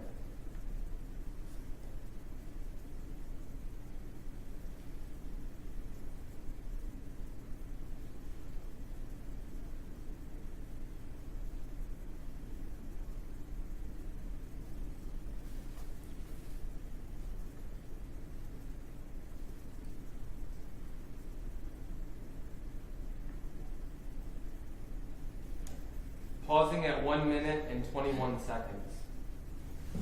And what time is it? What time of day or night is it? Judge, the video is labeled 10 p.m. underscore 29 underscore 15 seconds. I'm assuming that would make this around 10:30 p.m. Yes. Officer, do you recognize anyone in the videos? Yes. Your Honor, I'm going to object. You can't identify who's in the video. Well, you can answer the question as asked if you wish to cross-examination. Yes. I can cross-examine, but can't call him. Is it? Judge, dispute his evidence, his testimony. I understand what he's testifying to. I do that, and I think it's a fair question. All right. You may Thank proceed, you. Mr. Do you recognize anyone from the video? Yes. Which one of those individuals? Both. Thank you.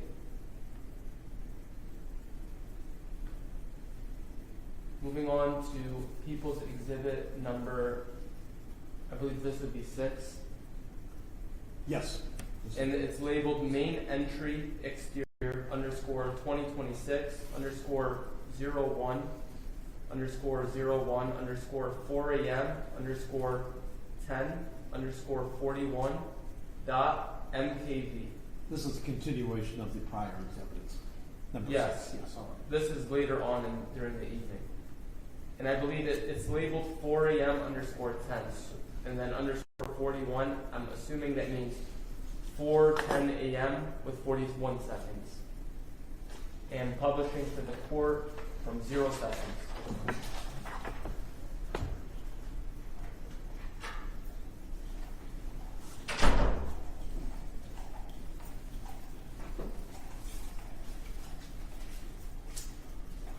Do you recognize anyone, Detective? Yes.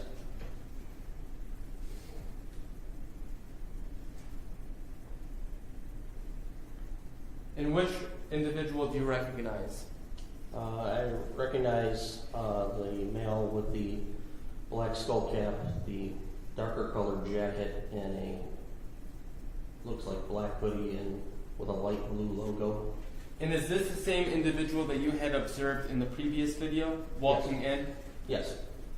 And is this the same, were you able to determine whether this is the same individual that exited the blue Wrangler that had arrived at around 10 p.m.? Yes.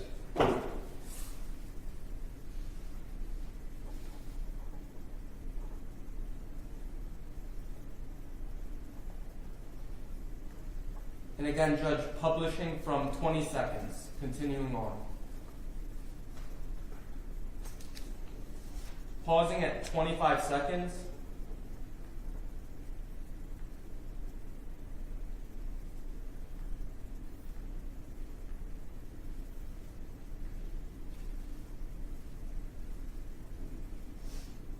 The next exhibit is labeled captures shooting main parking underscore 2026 underscore 01 underscore 01 underscore 4 a.m. underscore 10 underscore 41 dot MKV.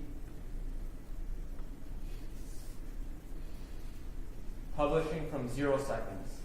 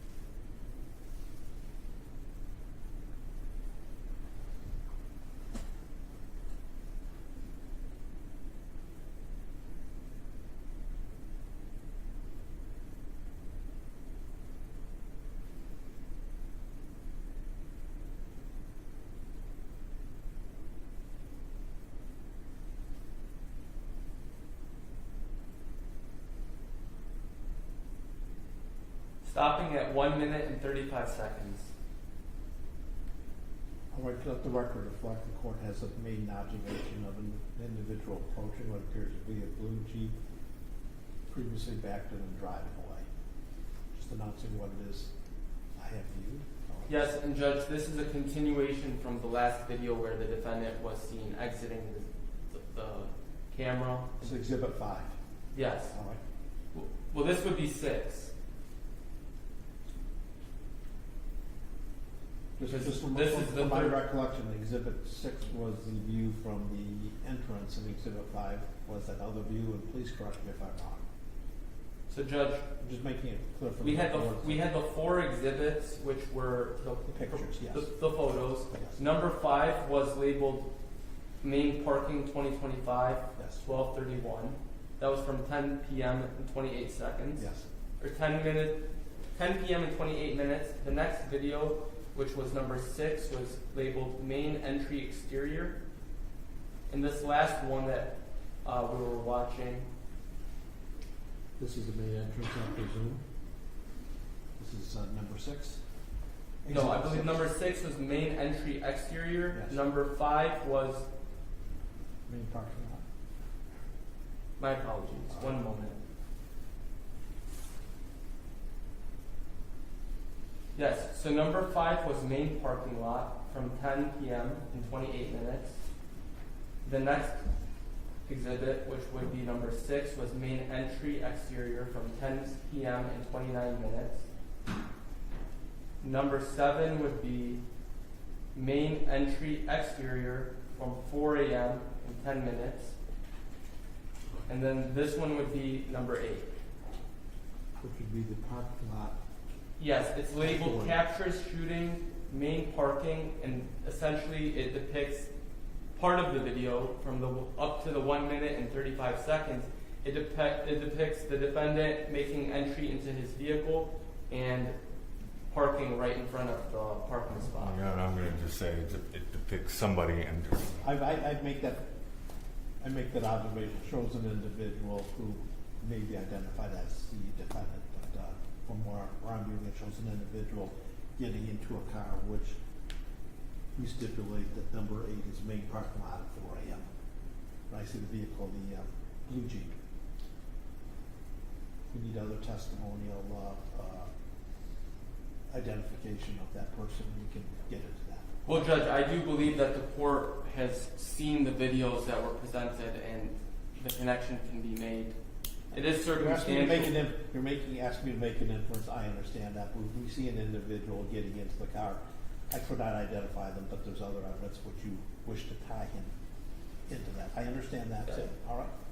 The next video that I'm just announcing for the record what it is I'm observing. And the next video is labeled Captures Shooting Northwest, my apologies, Captures Shooting dash NW front parking underscore 2026 underscore 01 underscore 01 underscore 4 AM underscore 10 underscore 41 dot MKB. And this is going to be Exhibit 9, I presume? Correct. All right. People's Exhibit number 9. Thank you. In publishing from 0 seconds.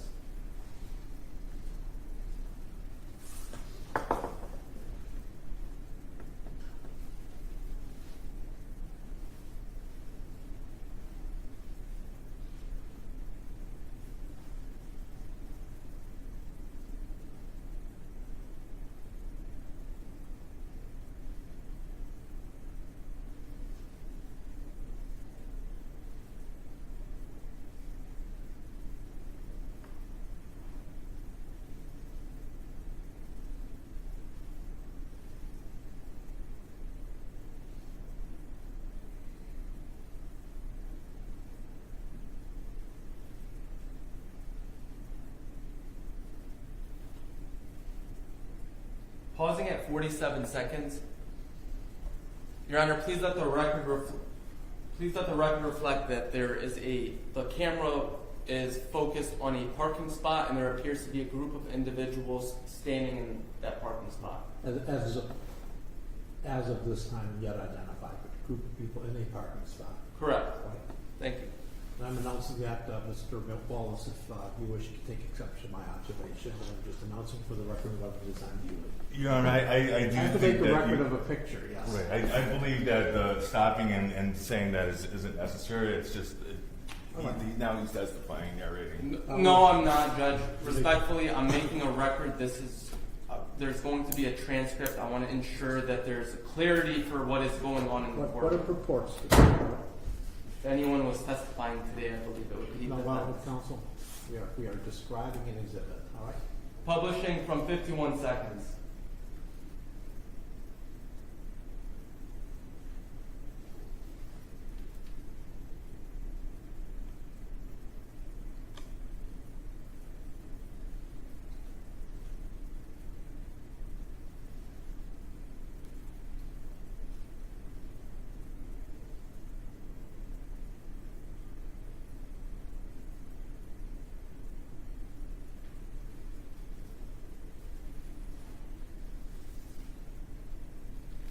Pausing at 1 minute and 23 seconds. Judge, I just want the record to reflect that there is a Jeep Wrangler about to enter into what appears to be the parking spot. And I'd like the court to recognize that directly in front of that parking spot is another parking spot that's available.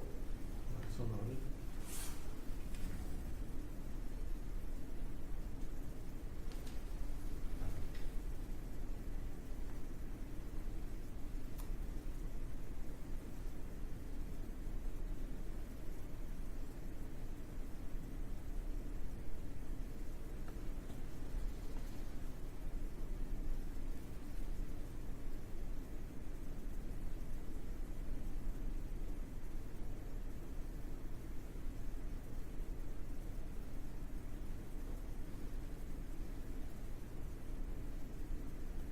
Let the record reflect that the Jeep Wrangler has stopped from attempting to park at it as of this moment.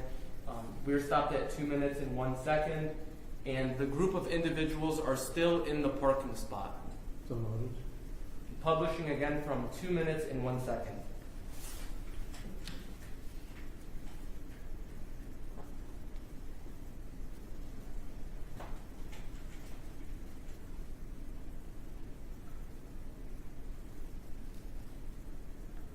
Pausing at 2 minutes and 15 seconds. Please let the record reflect that the Jeep Wrangler has now reversed and then stopped again. So noted. And there's a group of people still standing in that parking spot. So noted. Thank you. Playing from 2 minutes and 15 seconds.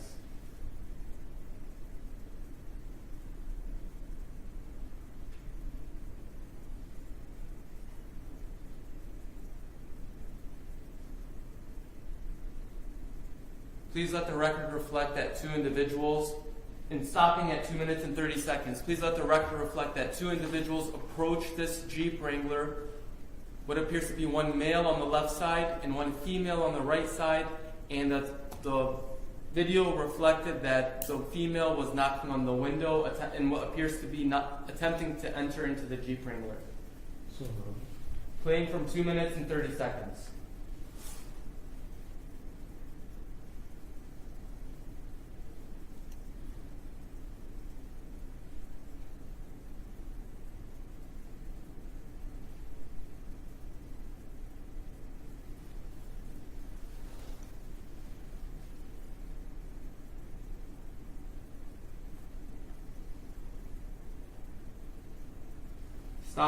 Pausing video at 2 minutes and 54 seconds. Please let the record reflect that the individual that was on the left side of the vehicle, the driver's side, has now entered the vehicle and is sitting in the back seat. The woman that was on the right side remains to the outside of the vehicle, and the door is left open.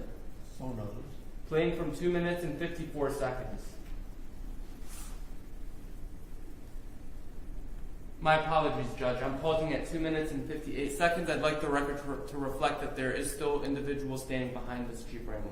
So noted. Thank you. Playing from 2 minutes and 58 seconds.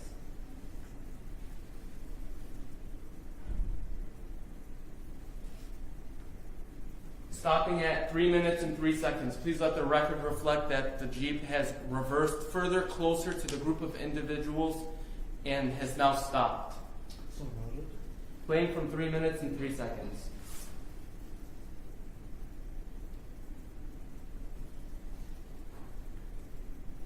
Judge, I'm pausing at 3 minutes and 8 seconds. Let the record reflect that the Jeep Wrangler has now reversed fully and was a very quick reverse into that spot. Your Honor, I'm going to object. That's now he's testifying. No. Keep in mind, we're reviewing. The evidence is on the screen. Something was taught to me very early in my career by a judge and former prosecutors. When something happens in the courtroom, the court has to state on the record what is being demonstrated. Both parties are here, and if you wish to object to the characterization, you may do so. When I say so noted, just not words coming out of my mouth. It's affirming what is being announced as what was seen. As explained to me early in my career, if somebody says a person was so high, raising their hand 6 foot above their head, the record doesn't reflect it. There has to be a statement that let the record reflect the witness has indicated 6 feet. Yes. Both parties are here, and they would agree to it. There could be an argument whether it's 6 feet or 4 feet, but that's what we are doing. Mr. Mohammed is not testifying. He's announcing what is being displayed. And Mr. Wallace, if you wish to take exception to that description, you may do so, and that's for the court to do. I'm just. Well, then I object to the characterization of what we're observing the Jeep do. And what is your objection? The manner in which it was reversing. The Jeep was merely reversing. His description of it and characterizing the way it was being backed up. Your objection is so noted as well. Once again, the evidence is what's on the screen. Know what you are saying. We are just reflecting on the record what is being demonstrated to the court. Ultimately, it's the picture where in this case, the trier of fact would be myself for purposes of the exam. Yes, and Judge, the best way for me to describe it is it was abrupt, is how I would characterize it. So, again, that's an adjective, and I understand that, but the court will note your description and Mr. Wallace's objection, or exception. Thank you. And Judge, playing from 3 minutes and 8 seconds.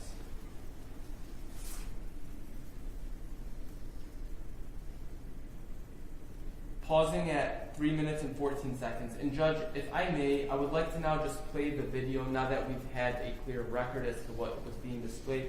To just play in its entirety from about 2 minutes onto the shooting. So you may do that. Thank you. I'm playing from 1 minute and 58 seconds. Oh, we're going back again? All right. Yes, just to play it smoothly.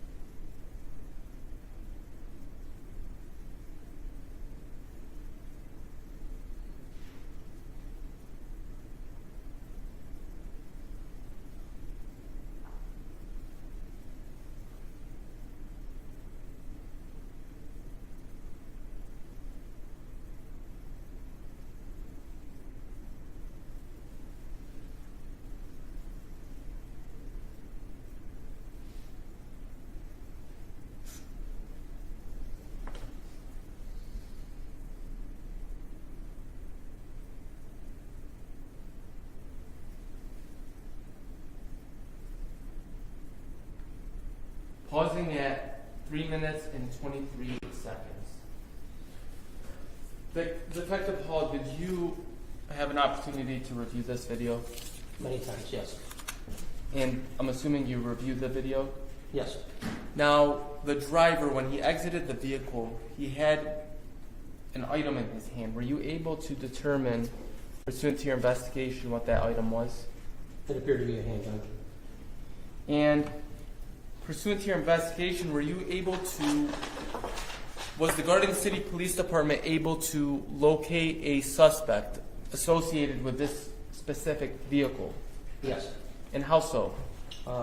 As you can see in the video, the license plate is directly below the left tail light, and it's clearly visible. And were you able to determine who the registered owner of that vehicle is? Yes. Or was? And who is that? Brian Lindsay. And were you able to conduct a lien search of that individual and determine whether or not that individual had any firearms registered to him? He did. And what type of weapons was registered to that person? He had numerous handguns registered to him, specifically mostly 9mm. The type of weapon used during the commission of this crime, were you able to identify the type of bullets it came from? We recovered shell casings from the scene, yes. And what type of shell casings? 9mm. And how many? 3. And I'm not too familiar with guns, so does 9mm bullets go into a particular type of gun? Yes, a 9mm gun. And did the defendant have a 9mm gun registered to him? Yes. Did you make contact with the defendant at any point? Yes. How and when? Approximately 10 hours after the incident at the Garden City Police Department. And who brought, or did the defendant drive himself? Do you know how he got there? He arrived with his sister, Jasmine. And did you make contact with him? Yes. Do you see him here in the courtroom today? Yes. Can you please point to that individual and point out an article of clothing that person is wearing? He's seated at the defense table next to Mr. Wallace wearing a green county jumpsuit. Your Honor, please let the record reflect that the witness has identified the defendant. Without objection, so noted. No objection. And is this the same individual that you had observed in the videos you had watched? Objection, Your Honor. What is your objection? This officer can't testify who was in the video. That's what he's asking. He just asked them if that was the person they saw in the video. You may. Judge, I don't see why that question isn't allowed. if an officer performed an investigation and reviewed footage, this footage is up on the screen. You can ask him if he can observe, if he can identify them. Yes. Officer, can you identify whether the person in the screen is the defendant? Yes. And is it? Yes. And how are you able to make that determination? His physical characteristics.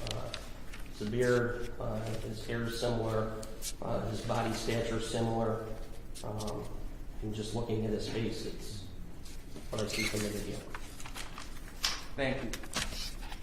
And you Let indicate... the record reflect I'm viewing this, all seems blurred in the sort of state that could be droplets, water droplets on the camera. I don't know, but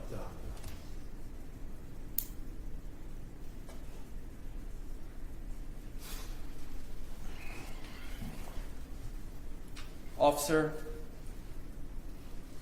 you indicated that his sister brought the sister brought the defendant to the police department. That's correct.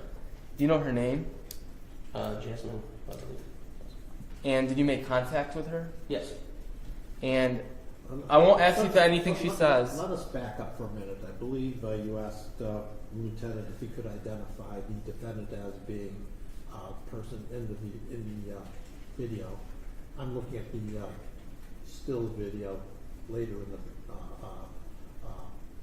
projection of it, but there's still an objection of the identification of the foundation. Mr. Wallace. I maintain the objection, Your Honor. There hasn't been anything shown that. If you want to just run that. Yes, I can ask some additional questions. Yes. And again, it may go to an issue of fact and believability for purposes of testimony as long as the foundation is laid. The court may proceed at trial. That may not be, but in any event, if you would just back up for a minute. Yes, of course. Foundation for the identification. Yes. And officer, or detective, in regards to the defendant, now, is this the only video that you had observed? No, I reviewed all the videos from the surveillance system, and I was able to follow the suspect once he left the bar, stood outside for several minutes, and then proceeded through the parking lot, following him through the parking lot to the Jeep, and then the Jeep turning its lights on, pulling back in front towards Ford Road, and then backing the Jeep into its parking space, into that space. And so, in some of those videos, is there a clear description of what that person looked like? Yes. Are you clearly able to see that person's face? Yes, in the front video in front of the business. And pursuant to your investigation, is that the same individual that you see exit the vehicle, make entry into the bar, and back inside of the vehicle? Yes. Thank you. The court feels there's a sufficient foundation for the identification in this exhibit. So And- I'll overrule the objection. Thank you. And that leaves a question of fact for a trial, at trial, but for purposes of this proceeding, the court satisfied of the identification, foundation for the identification. Thank you. And is that the same individual that you had identified here in court and that you made contact with at the police department? Yes. Thank you. You indicated that you had made contact with the defendant's sister, or Correct. that she had dropped him off. Correct. Did you make contact with her? Yes. And I won't ask you what she said, but what did you do after speaking with her? We received a consent to search form for her vehicle. Your Honor, may I approach the witness? Yes, you may. Put the record.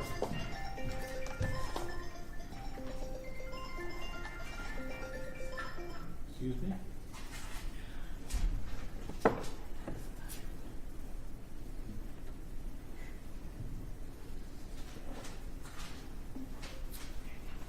Thank you. Officer, Detective, I've handed you what's been marked as People's Proposed Exhibit number 11. I'd like you to take an opportunity and review that.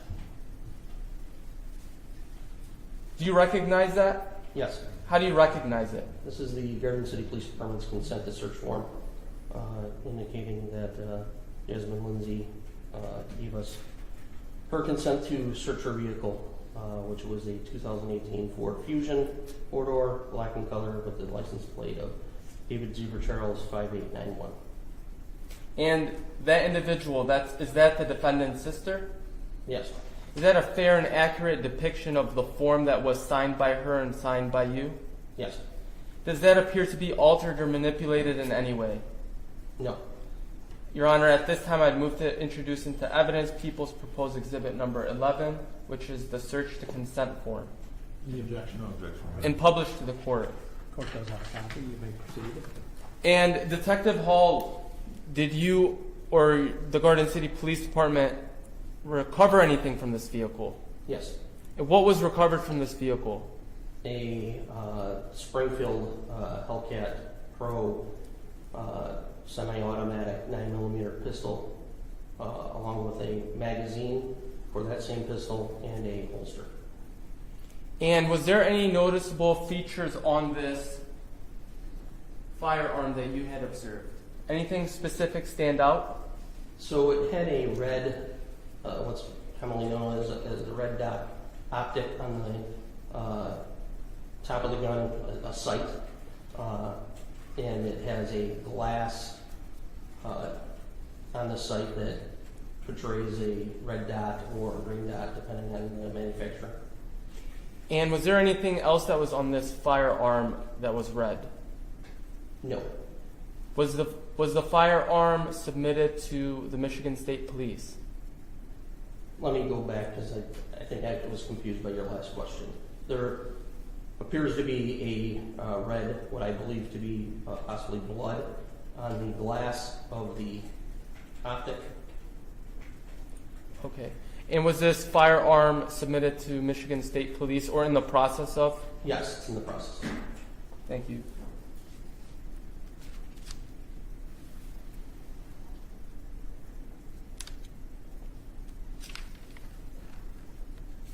And so what did you do next?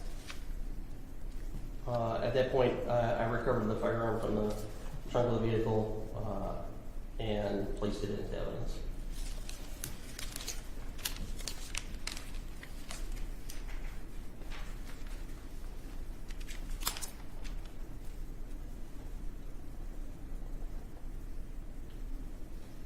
Were you able to determine, pursuant to your investigation, whether the victim had opened the car door or the defendant was making exit to the car door? So when the video is slowed down, you partially see the driver's door being opened prior to the victim going to the side door, and then it opened. Your Honor, now the officer's dictating what he's saying. The video speaks for itself. I understand that we are getting into evidence of a slowed down version the court has not observed. You may wish to display that as evidence, but Yes, I will. Thank you.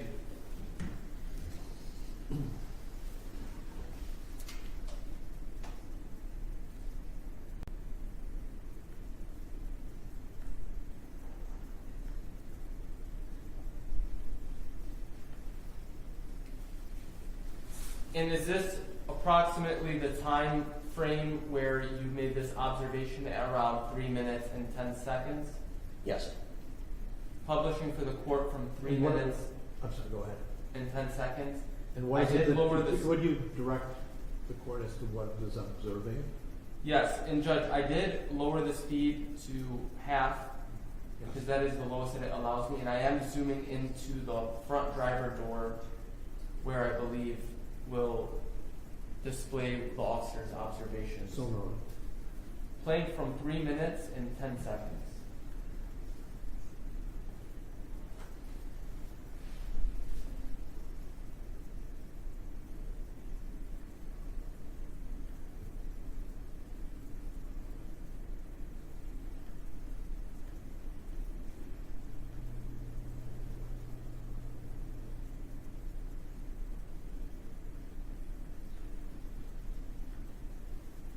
Officer, were you able to see that here?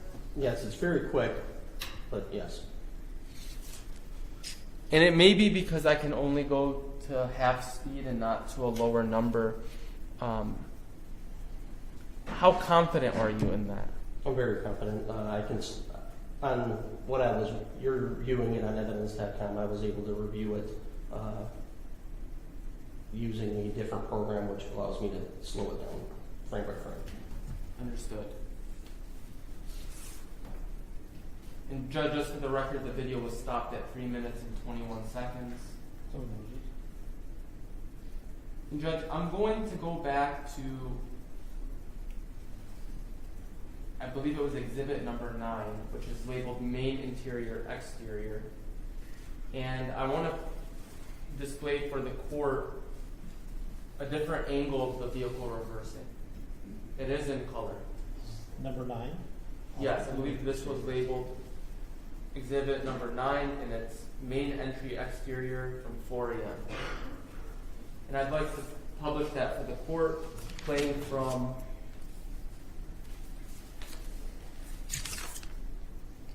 3 minutes and 14 seconds. All right, may proceed.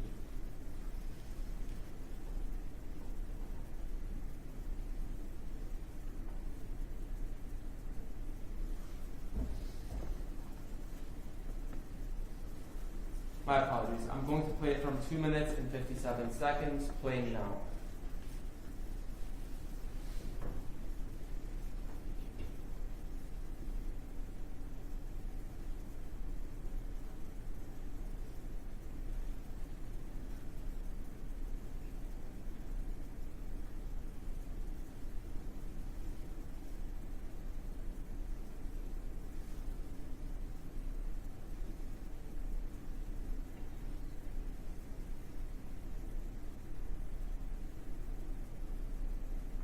And Judge, pausing at 3 minutes and 28 seconds, I just would like the court, to highlight the passenger door for the court and play it from 3 minutes and 18 seconds.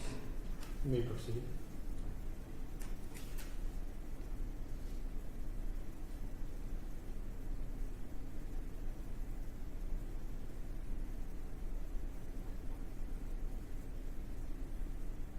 Is the passenger door you're referring to was on the court's left? The court's right. Judges. No, I think. I'm Very sorry. important that I'm drawn to the attention that you're wishing to show me. So, Judge, on the passenger side, the front door is open when Yes. the vehicle reverses, and it does appear to strike an individual that's standing there. That would be on the court's left. The way I'm saying. Understood. All right. Okay.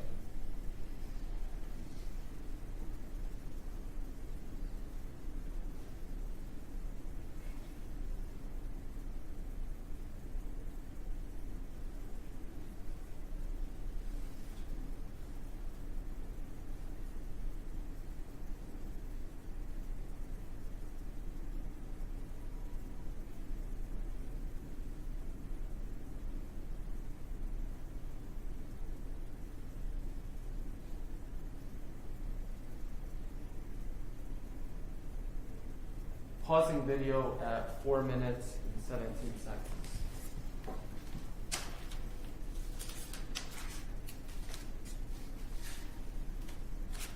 No further questions for this witness. Mr. Wallace, do you have any questions for yes. Lieutenant Hall? I do. So, Detective Hall, were you able? Can you back this up? I don't. Yeah, I can jump when you're down there. There was a woman that was standing in the front. Back up to the floor, or when they all were just standing. Here.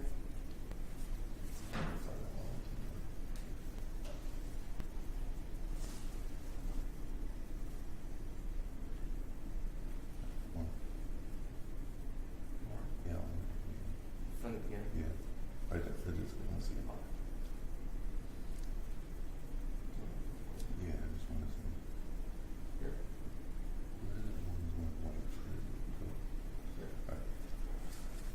All right, Lieutenant, do you recognize anybody in this picture? Yes. What is this picture? Just for the record, this is a shot of the front of the bar at 1 minute. 1 minute 1 second into the video, and I believe the timestamp on it is where's the timestamp? This is from main entry. From the main entry at 4:10 a.m. So I guess if it's a minute in, it'd be 4:11. And that is exhibit number 9. Is that exhibit number 9? I believe so. Okay. No, I believe that would be 8, front entrance, 4 a.m. Yes. So we know what we're talking about. You may proceed. Thank you. Lieutenant, you said that you recognize somebody in this video. Who do you recognize? The victim is in that video. Where the victim is in the video? Which person in that video is He's it? wearing a hoodie. He's got white. Everything's moving here. Maybe we should stop. He had white lettering on the Well, back stop of it. one person at a time, and that's me. We should stop this so the court can see who the lieutenant's Just back up from that one. the victim, The weight. or a victim.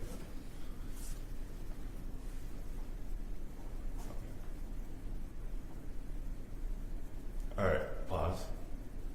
Do you recognize anybody in that video? Yes. Who do you recognize in that video? Brendan Kiwin. And who else? Is there anybody else? Yes, and there's other individuals that I've spoke with related to this investigation. Okay. Now how about that woman in the white coat? Recognize her? Which one? There's The standing closest to the building is more to the off to the left. In fact, I can point to you. This woman right here. Oh, okay. Thank you. Do you recognize her? Just for the record, The- the woman facing the camera with the coat open, or the Correct. coat open? All right. Do you recognize her? I don't remember offhand who she is, but I believe I. You spoke to her. Would it be? Could it be Miss Terrell? Judge, I'm going to object. The question calls for speculation. It doesn't appear the officer knows for sure. You So can ask the question. He's the investigating you officer. can ask him if he knows, and if he knows, I understand. Yes. That's not McKenzie. That's not McKenzie. No. Okay. All right. So let's go to the one where it's right over the shooting. over where? Right over the shooting. Where's back? Other video? Yeah. Started at. We'll start at 1:30. 1 minute 30. Yeah.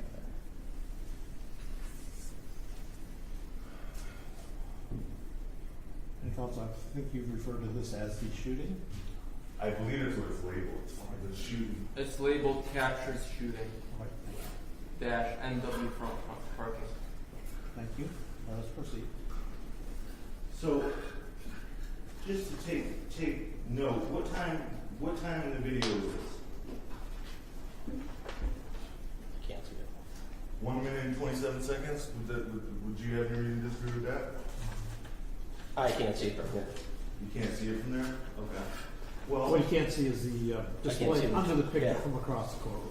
Your Honor, I would like the court to take notice that it is 1 minute and 27 seconds into the video. This court can't recognize it, but if that's what's acknowledged. Okay. Oh yeah, I thought you had it. Judge, we'll stipulate that the video is currently at 1 minute and 27 seconds. Okay. And this is exhibit number 8? No, this is exhibit number 9. Yes. I believe this exhibit, it has to be number 8 because number 9 is the front of the. Right? Sure, exhibit. What exhibit number is So I that? believe the front of the. You're the one The introducing. front door was number 8. Number 9 is captured video, except a captured shooting. All right. I believe this is 8. Okay. So push play, please.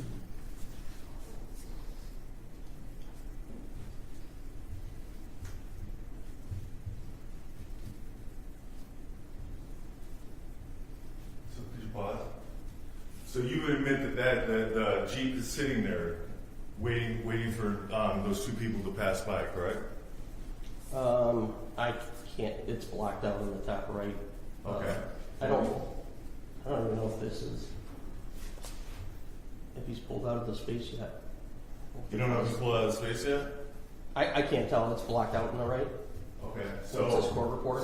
So that right there is not the Jeep that we're talking about? I don't know until we play it. Okay, well, go ahead. Push play for a second. You can press play. Okay, I'm sorry. Yeah. Let's not have argument here. Push Just- play. I'll push play. Proceed when we start it. Let us go. I think it's still in half speed. Okay, yeah, now I can tell. Okay.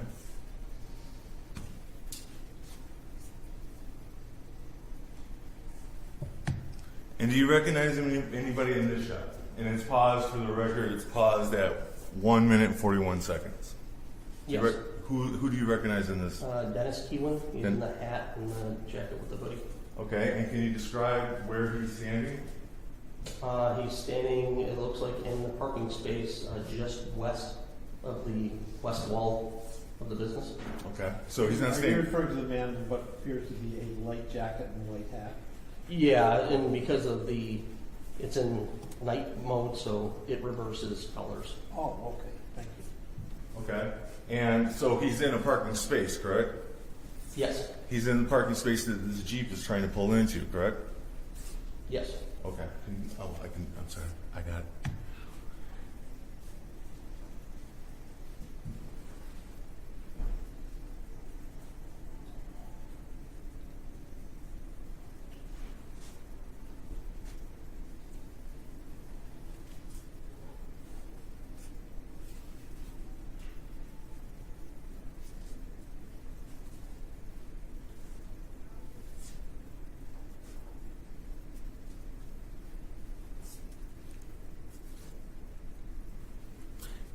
Lieutenant, I'm pausing at 1 minute and 57 seconds. You would agree that the Jeep had been sitting there for almost 30 seconds, correct? Well, it's in half speed right now. I didn't time. Oh, that doesn't. I'm saying then if it's at 1 minute and 57 seconds, Yes. and so when we started this is at 1 minute and 27 Okay, I'm seconds. sorry, I didn't remember what you said. So you would agree that it's been 30 seconds that this Jeep is sitting there while these people are still in the way, correct? Yes. Okay. I'm pushing play again, Your Honor.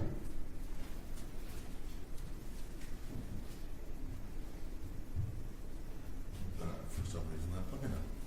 That's why I was having this come on. Oh, no, it is.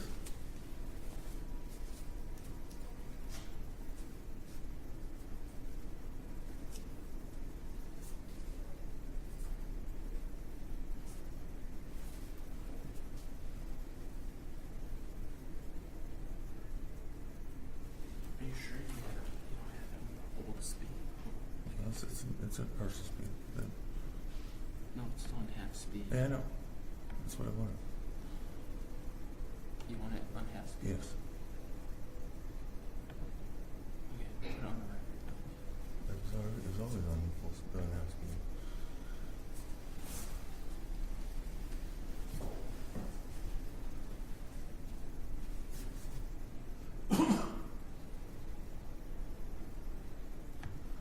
All right, Lieutenant, you would agree that now it's 2 minutes and 32 seconds into the video, correct? Yes.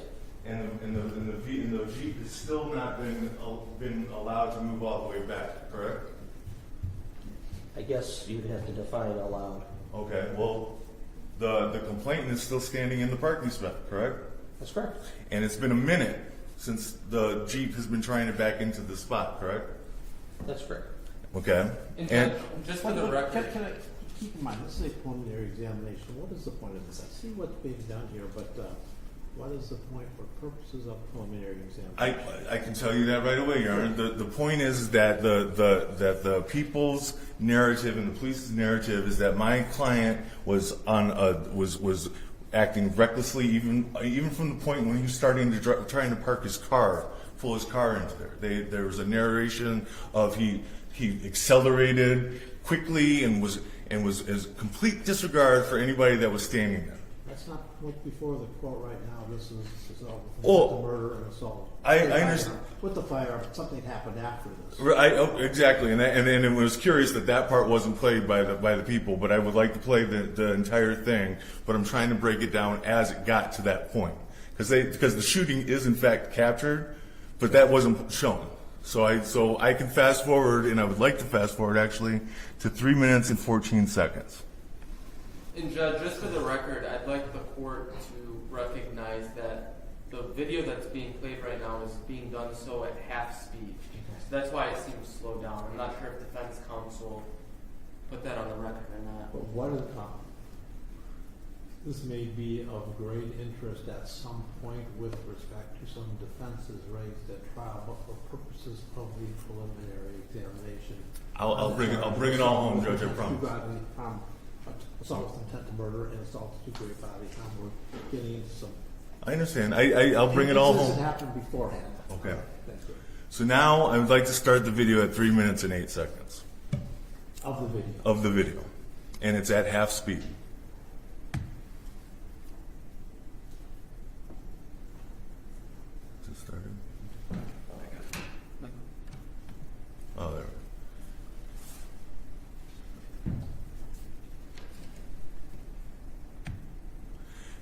Do you recognize anybody in this video, Lieutenant?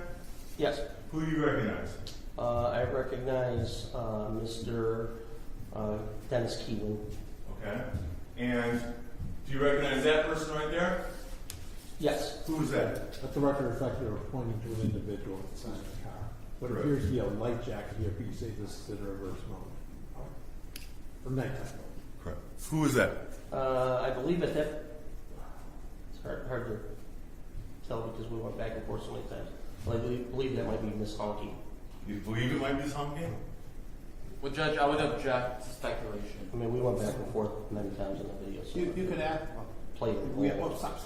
We have the witness on the stand, he's asking that if you can identify an individual. That doesn't sound like speculation, you can ask the question. Well, Judge, he said, I believe. It doesn't sound like a confident answer. I wouldn't want anything on the record that isn't confident. Well, I understand that, but he can testify. His level of confidence is a question of fact for the judge, of course. Of course. Okay. So it's your belief that that's Ms. Honky and that's the complaint at the driver's. I can't say for sure that's Miss Honky because this video has been played and back, and I would have to see other That's longer fair. clip. That's fair. Okay. I'm going to push play again, Your Honor, starting at 3 minutes and 11 seconds.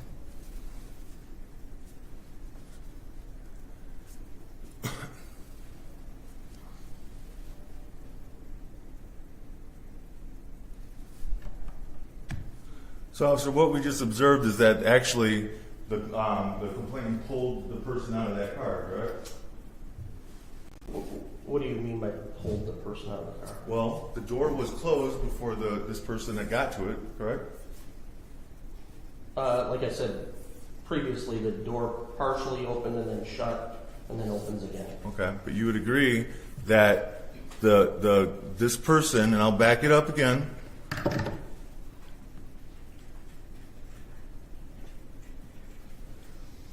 It's starting at 3 minutes and 6 seconds, and we're going slow.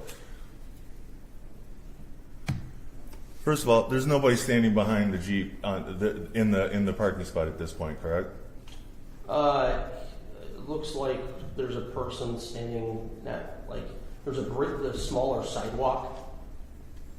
Okay, and I'm saying that the person behind the Jeep is not in any threat of getting hit by the Jeep, correct? I wouldn't say that. He's behind it. And He's on the Judge, sidewalk, right? I'm going to object for speculation. Well, if the people are going to try to amend the information, add a charge, then I want to know give who's. some latitude. He's because, not. Oh, stop. Allow some latitude because Mr. Mohammed, you announced that you may wish to add a charge with respect to the reckless use of the vehicle, and for purposes of that, I think we can go into some testimony on it. All right? Understood. But for that, once again, we're here for preliminary examination on the shooting. This is all evidence leading up to it that may not bear directly on whether or not there's probable cause on those charges. It may have something to do with a defense or mitigation for the trial court, but for purposes of examination, it's of information of limited value for this court. Thank you, Aaron. And I'm starting again at 3 minutes and 8 seconds.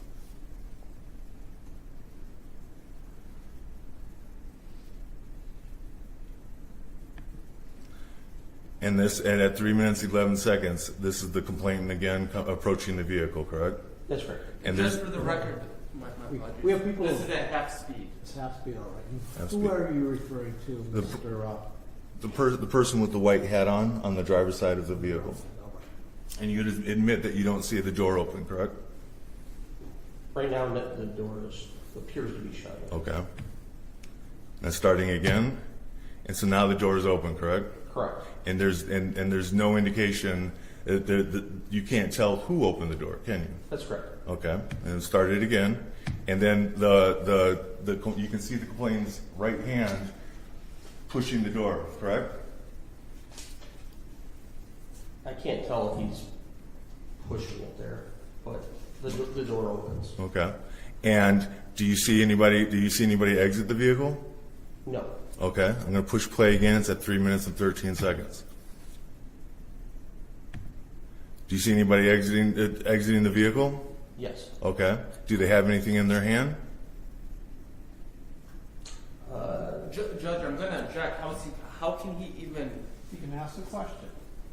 Yeah, but it's a not. You can't answer that question. All you see is the head. You're testifying from it. You can't answer, that's for the witness to say. Right. Can you see anything in this person's hand? I don't see anything. Okay, and I'm going to start again at 3 minutes and 14 seconds. Do you see anything? Do you see the person who was driving the vehicle out of the vehicle? Yes. Okay, and do you see anything in his hand at that point? I can't see his hand. Okay. Do you see the complainant's hand on the person in the driver's side door? The person exiting the vehicle. I can't see his hand either. Okay. And so I'm pointing to almost in the middle of the top of the screen. What do you see that right there? Yeah, I see a lighter colored object there. And so does that appear that there's a hand on that person's lapel of their jacket? I can't tell. You can't tell. Is there another person in this shot? Yes. Standing to the right of the complainant, correct? That's correct. Okay. And is there anything in my client's hand at this point? I can't see his hand. Can't see anything, correct? All right. So then now I'm going to push play again at 3 minutes and 14 seconds. Did you just witness the complainant pushing my client and shoving him into the car? I can see your client moving backwards and Mr. Kiwin moving like slightly forward. So you see my client going backwards, Correct. and the complainant going towards him, correct? Correct. Okay, I'm going to push play again at 3 minutes and 15 seconds. And now that's the first time you see the gun, isn't it? Yes. And that's with the complainant's arms reaching into the car, correct? I can't see the complainant's arms. You right there. Does that appear to you that the complainant's arm is reaching into the Jeep? Like I said, I can't tell if it's reaching into the Jeep. Okay. Well, I'm gonna push play, starting at 3 minutes and 16 seconds.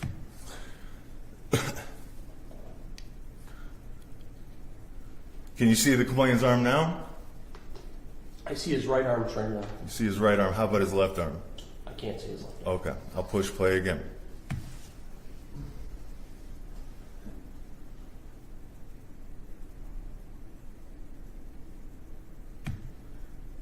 So now, do you see that the complainant is pulling Mr. Lindsay? No, I can see a person behind him pulling Mr. Kiwin's hoodie backwards, Okay. and Mr. Lindsay is advancing forward, still with the gun in his hand, and the victim has his left hand in the air. His left hand in the air. Okay. So what you're saying. What you're saying right now is that that's Prior to that, prior to that. Where do you see you see the victim's left hand pulled up? Well, let me back up a couple seconds so we can see what you see. Oh, now I went too far. And I'm going to start again at 3 minutes and 30. Mr. Wallace, please. For purposes of preliminary examination, what is the purpose? I understand as a lawyer and a judge, this might go long an issue, or might be relevant an issue of self-defense and some mitigating circumstances, and certainly there's a time and place for it. But for purposes of examination, what we wish to establish, and I'm also looking at the clock, and we've been at this since 10 in the morning, and it's now pushing 1 o'clock. Do we need more time, or is this going to resolve itself? Do we need more time? Well, recess and give you all the time if it's relevant, but I, as a lawyer and a judge, I see the relevance at some stage in the proceedings, and I don't mean to diminish what the point you're trying to make, but for purposes of preliminary examination. Understood, Your Honor. So I'll just go ahead and play to the part that was not played by the people. And I will start it at 3 minutes and 13 seconds, and it is at half speed.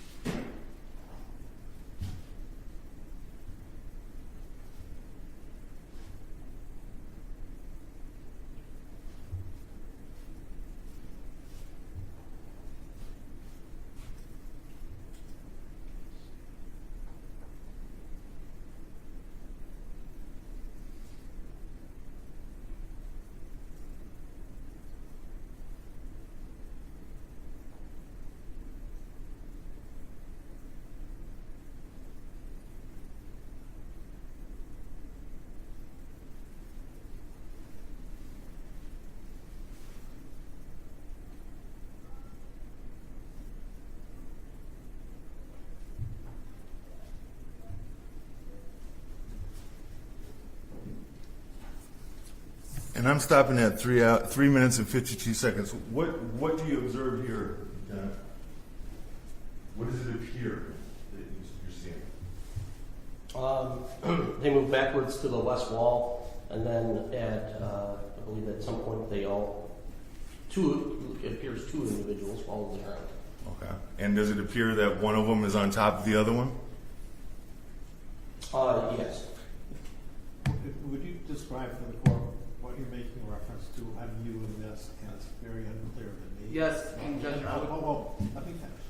Largely, what appears to be moisture on the camera lens. That's my speculation, but I can't make out much from it. I'm pointing out to the bottom left of the screen, Your Honor, where where the last where it was clear that we saw people standing. And Judge, if I may, I just want to also note it for the record as well that the reason we didn't continue playing is because you can't really see what's happening. I don't know if it's snow or rain. I'm making that observation too, but it's your exhibit, you wish to display it. I have to tell you what I see. Okay. And it's very limited, if anything, that I see. I understand, Your Honor. I'll land the plane as my wife tells me to do.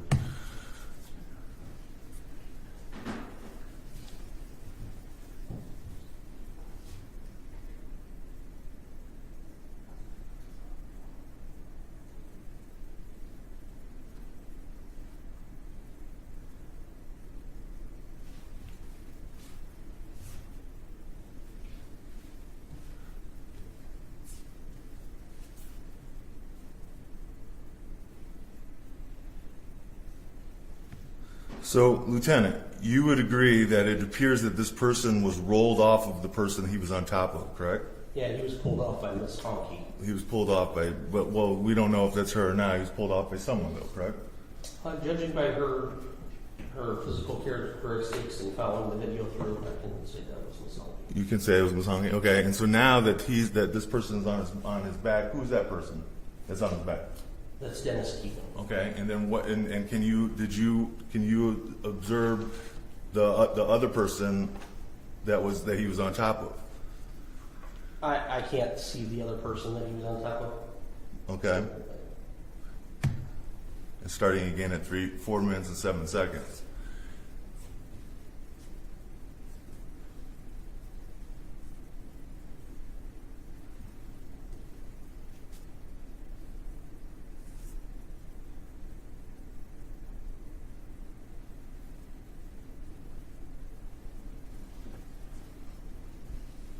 Okay, I'm stopping it at 4 minutes and 18 seconds. You just witnessed someone running away, correct? Yeah, he walks away. He doesn't run away. Yes. Okay, run away. And through your investigation, have you been able to determine who that person is? That's Brendan Kiwin. Brendan Kiwin. And then Brendan Kiwin has supposedly just been shot by Mr. Lindsay, correct? Yeah, you can see in the video that he's holding his left arm down by the side, and then when you continue through the video and then to the video that captures the front door, that he is holding his arm down by the side and has what appears to be a gunshot wound that he's bleeding from the left shoulder area.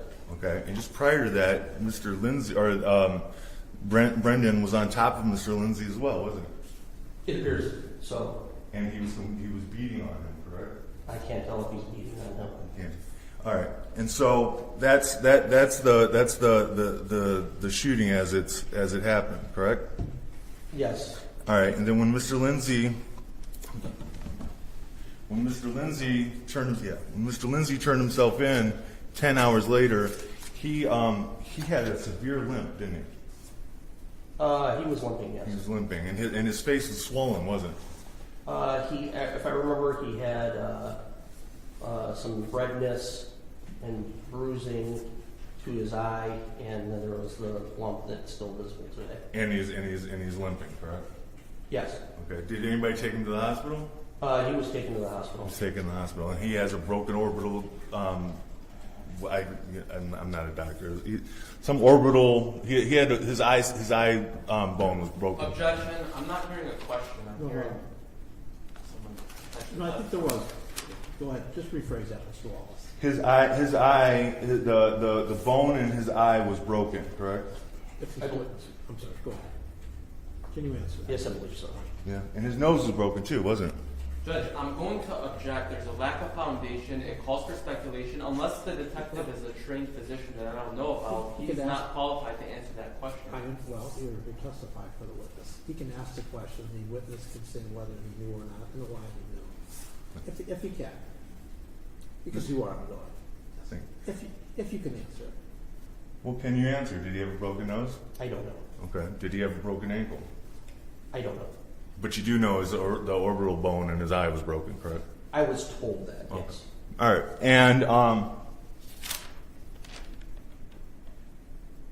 And Mr. Lindsay turned himself in, correct? Yes, 10 hours later at 1,400 hours.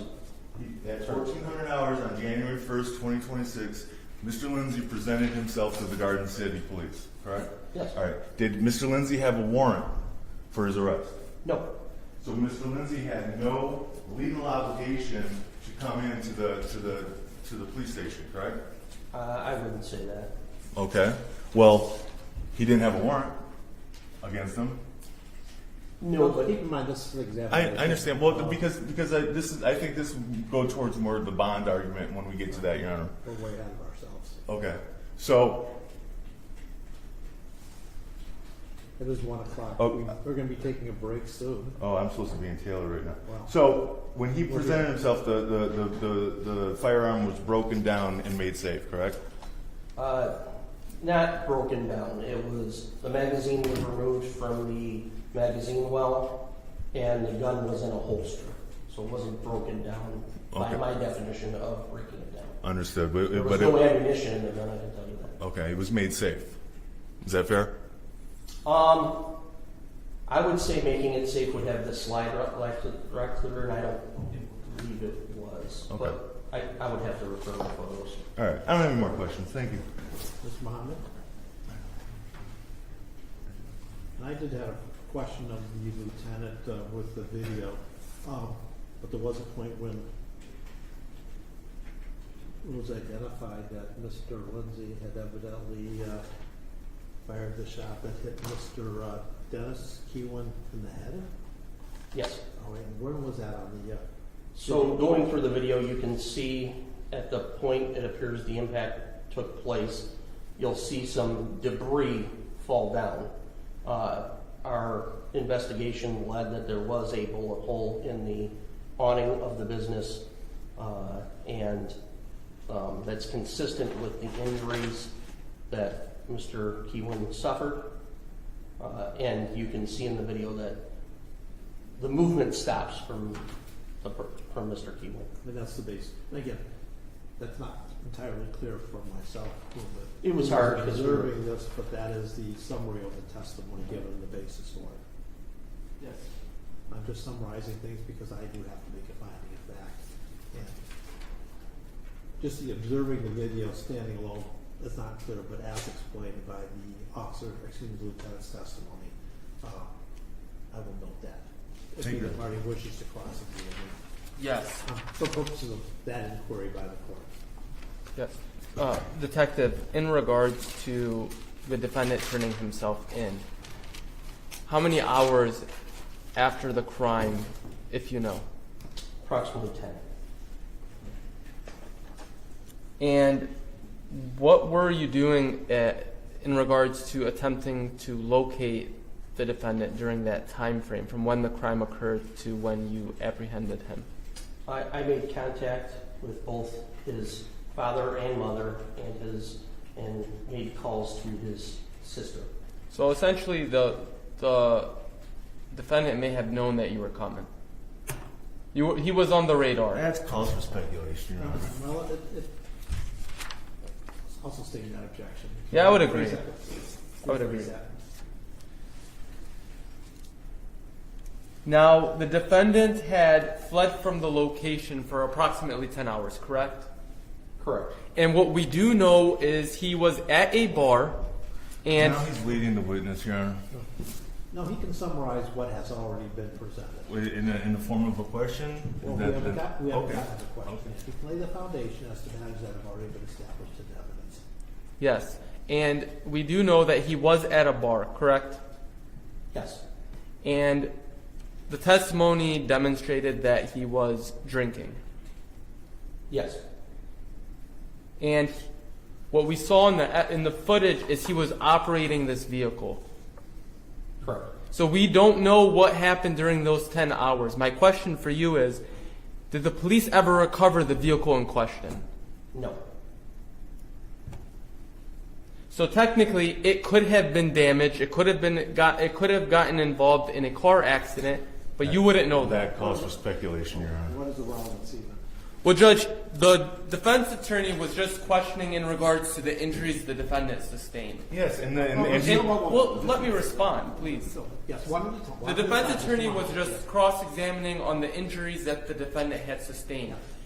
We don't know when those injuries occurred because the defendant had fled from the location. These injuries could have occurred due to a car accident because he's driving and drinking on New Year's Eve. We don't know. I understand what you're. So I need to have that opportunity to, rebut defense counsel's argument. I'm making the observation that for purposes of the examination, it seems to the court that he wishes to do some discovery for purpose of perhaps presenting a self-defense type of a defense, which you attorneys know is beyond what we are doing here at preliminary examination. I cannot consider the defense. So I've listened to the testimony because Mr. Walsh does have the right to cross-examine.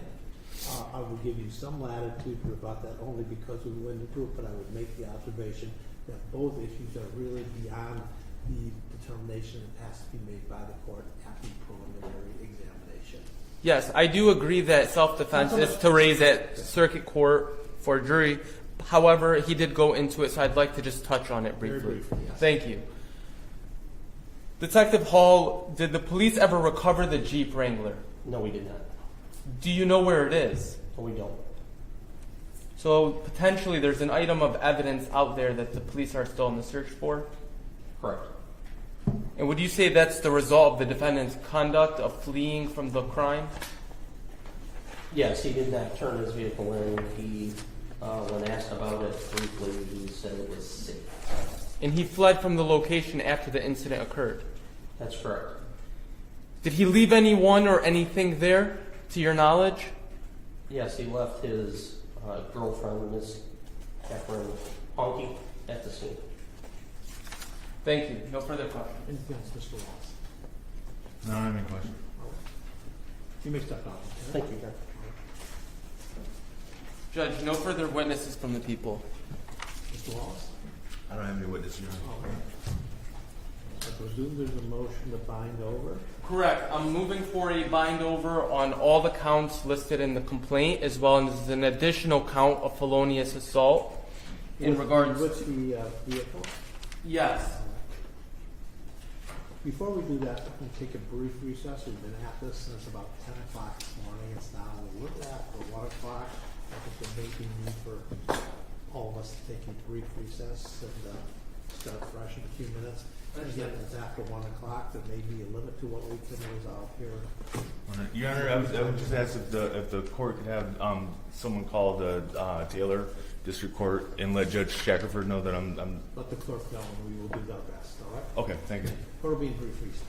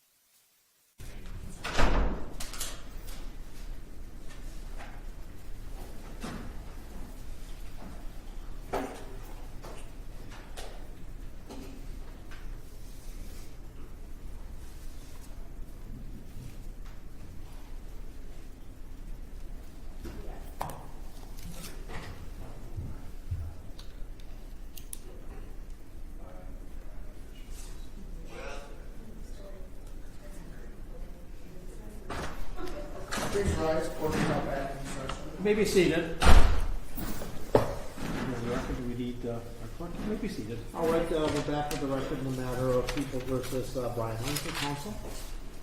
Good afternoon, Your Honor. Mohammed on behalf of the people. Ted Wallace on behalf of Mr. Mosey. Both sides have presented their evidence thus far in the examination. I presume there's a motion to bind over. Correct, Your Honor. I'm moving to bind over on all counts in the complaint, which include count 1, assault with intent to murder, count 2, assault with intent to murder, count 3 and 4 are assault with intent to great bodily harm less than murder or by strangulation, count 5 and 6 are felonious assaults, and the remaining counts 7 through 12 are felony firearms that all are attached. Additionally, I'm moving to add an additional count of felonious assault, and this is in regards to the motor vehicle, the manner in which the defendant drove that vehicle. I believe it was intended to cause a fear or apprehension of harm onto Mr. Dennis Kiwin and or his son, Brendan Kiwin, and that is the people's position, and I can make my argument when the court is ready. Ready? Yes. Yes, Your Honor. So I am motioning for a bind over. The testimony in this case was that the victim was unarmed. There's a few things I want to highlight for the court. Number one is, even if we were to take the position that the victim in this case had approached the driver door and opened it. Two victims in this case. Yes, I'm referring to Dennis Kiwin. Initially in this case, the defendant had reversed abruptly in an aggressive manner, nearly striking a group of individuals directly behind the vehicle. Mr. Dennis Kiwin reacted to that situation. We have to understand, he's reacting to a situation where his son was next to him. His son could have been struck by the vehicle. He reacted. That's reasonable. You're addressing the added count of the assault with the vehicle with respect to the main counts, though. Yes.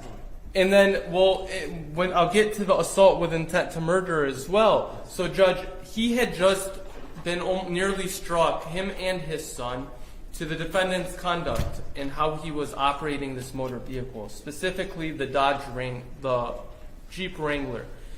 He reacted to that situation and he approached the driver's side door. Now, I understand the defense is going to argue. Clearly, they're raising their affirmative defense, and they're going to argue that the victim was the aggressor by opening the door. That remains to be seen because from the video it wasn't clear to me.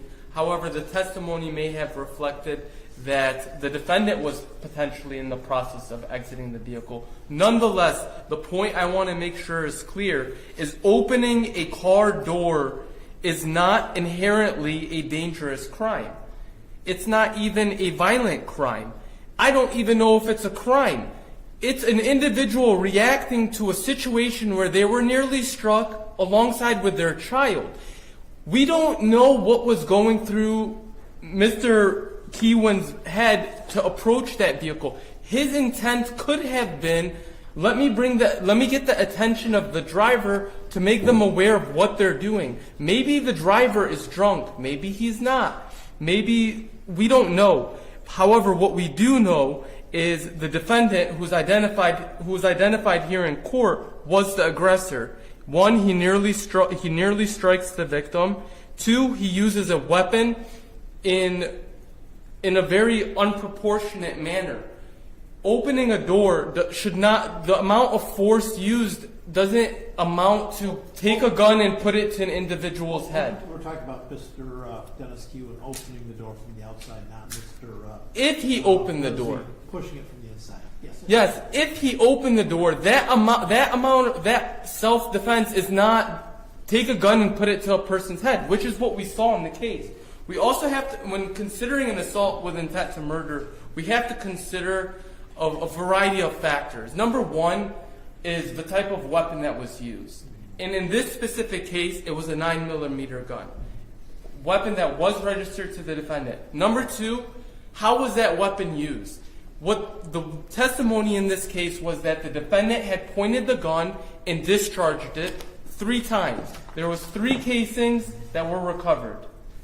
So the number of shots has to be considered as well. Now, where were these shots? He shot Mr. Dennis Kiwin in the head. The bullet went through his brain. He's left blind. One eye, as the court could see, was popping out. The other one had to be removed at another point in time. So he's totally blind. And these are the actions of the defendant. And when we're referencing the actions of the defendant, I really want to focus on his actions after the fact. To me, fleeing suggests that the shooter knew that the shooting was unjustified. Fleeing, to me, is a factor that we can consider that individual has a conscious guilt. And that's what he did. He left the scene. He left the victim for dead. That is the actions of the defendant. He did not turn himself to the police right away. He was in the wind for 10 hours. What he did do is he did leave the victim there for dead. He did not render aid. He did not call 911. His intent was clear to me. And it was clear not only by his actions, but by his omissions. So, Judge, I'm asking for this court to bind the defendant over on all counts. I think there is overwhelming evidence for a jury to make a determination whether or not the defendant is guilty. I do believe we've met our burden of proof, which is probable cause. But just addressing the testimony of the witnesses, the witnesses who were there, I believe it was Mr. Brian Kiwin, who was one of the victims, Miss Terrell and Miss Girardelli, Miss Soccer Girardelli. Am I pronounced that correctly? Yes, that is the names of some of the witnesses. What was the court asking? My apologies. No. I was asking, am I getting the name correctly of the witness, Miss Girardelli? Yes, that was her last name. I could provide the court with the exact spelling if you'd like. Girardelli. All right. Again, I was doing that phonetically here. She did give the name. And then Miss... Yes, and Judge, I guess one of the main takeaways I want to give to the court is I would like the court, and I'm sure the court will do this, but I just have to do my part and highlight it, is base their decision purely on the evidence and the testimony, because that's what we have before us. Now, I was joking earlier with defense counsel. I was telling him, we had 6 witnesses today, 5 which were called by the people, and 1 was him. So there was a lot of evidence or testimony that was being suggested. However, I would like the court to focus purely on the fact of the evidence that was presented as well as the testimony. And I reserve my right to rebut anything the defense argues. But the point I was making that Mr. Brian Kiwin did testify that, again, he was shot by the defendant. He was very hazy. His words were hazy as to everything else, and he didn't bring much information with respect to the shooting of his father, Mr. Dennis, sometimes referred to as Jason Kiwin. But it's my understanding the testimony of the 2 witnesses are to the effect that evidently there was a struggle outside of the car, at which time Mr. Lindsay did shoot Mr. Dennis. Yes, in regards to the witnesses, the eyewitnesses, they did testify to... That's what I was referring to, the witnesses at the scene. Yes, the choking of the victim. The victim being Mr. Dennis Kiwin. Dennis Kiwin, yes. On the ground. Who also went by Jason. Yes. Which is his middle name. Part of his middle name. And that was evidently presented by Miss Terrell, who, looking at my notes, witnessed the defendant choking Mr. Yes, it was McKenzie Terrell, Yes. and there was also another eyewitness who testified, and her name was Riley Lockhart. Yes, Geraldo. Yes, Lockhart.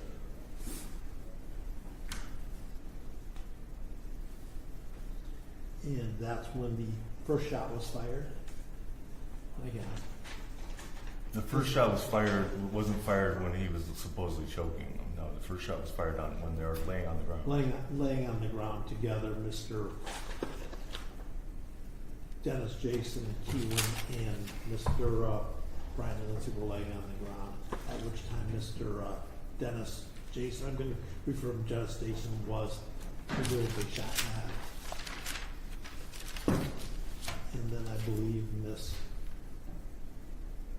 Lockhart Geraldo indicated that Mr.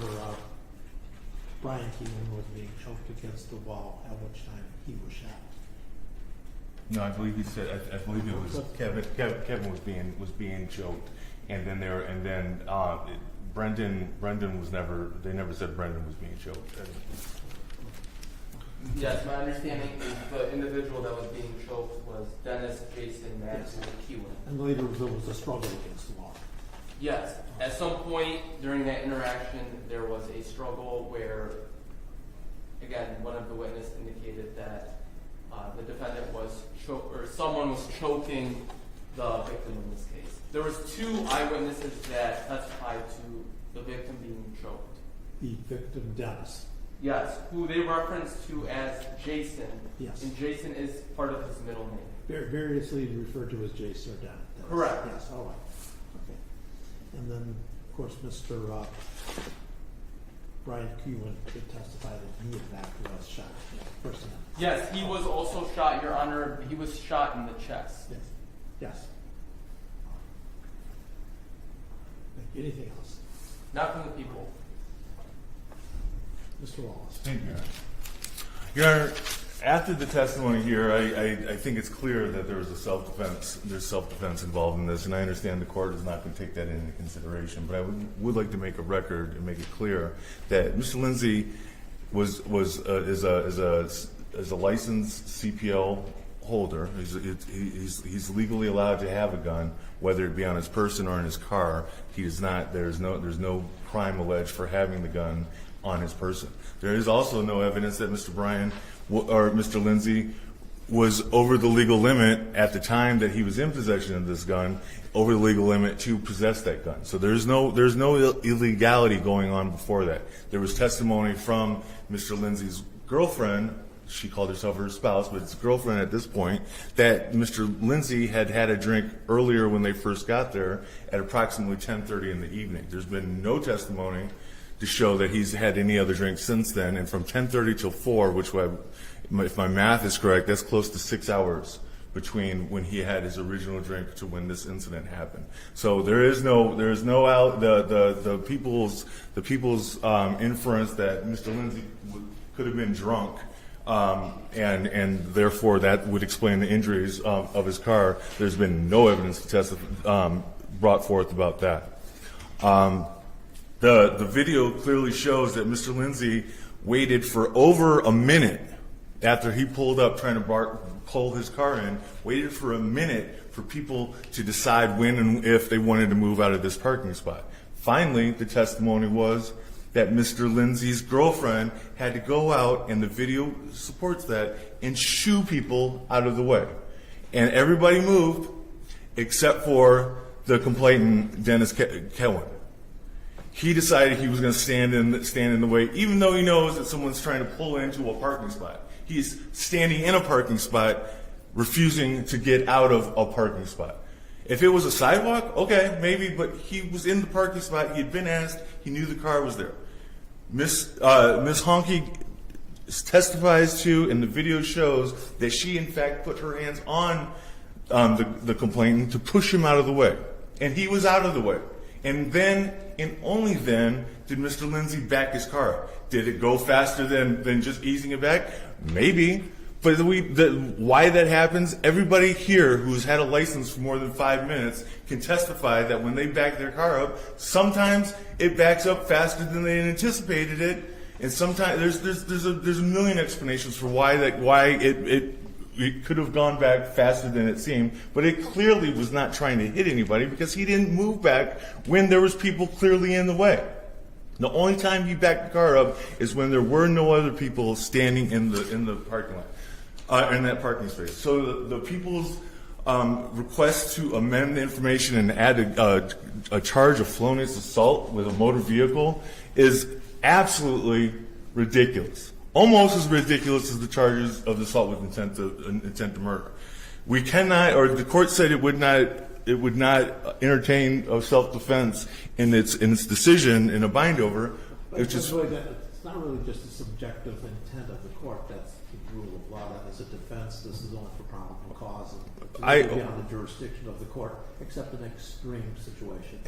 And I would say that this is an extreme situation, and I'd also say that the intent of Mr. Lindsay is clear. His intent was to back the car up, pick up the people he was with, and to leave. He waited and waited. He pulled his car up. About his self-defense. Well, I understand. So the self-defense is there's I think it's 7.24 jury instruction that states when there's two people attacking you, you have a right to defend yourself. And Mr. Lindsay was getting beaten by both Dennis and Brendan at the same time and separate times. Mr. Dennis was on top of Mr. Lindsay, beating on him. Now, one of the witnesses that just so happens to be friends with the complainants says that she witnessed my client on top of Dennis, but the video shows exactly what was going on, and Dennis was on top of my client. And at the very least, it doesn't show it doesn't support what she said at all. There was at least a minute from the time that he got pulled out of the car to when he was actually shot. He didn't jump out of the car shooting. He didn't even shoot when they were originally fighting. He shot when and only when he was getting pummeled laying on the ground. And it shows him laying on the back. And after he had to, because I strongly argue that he didn't want to, but he had to shoot Dennis to get him off of him. Then Brendan jumped on top of him and started beating him more. So being punched in the head one time could cause someone to die. But being punched multiple times, over and over again, to the point where you have a broken orbital floor socket is what I believe it is. He's got a broken nose. He still has a bump on his head that has to be surgically drained. Are you asking us Right. to accept this for okay. evidentiary purposes? These are. I understand, Your Honor, but there's extreme circumstances. The extreme circumstances that he was being beaten very bad and could have actually died from the beating. It's unfortunate that there's been shots. I get it, but that's not my client had no intent of killing anybody. He didn't stand up and unload his gun on anybody. He didn't shoot more than he needed for the threat to him to stop. And that will go towards the intent, Your Honor. That's not going towards the self-defense. I believe it's a strong argument, very strong argument for self-defense. But I also believe that based on how many times he shot, based on the circumstances that he was surrounded by, everybody that was around him was a foe or with the complainant's family and party, and he shot just enough to stop the threat. Didn't try to kill anybody. Didn't continue shooting.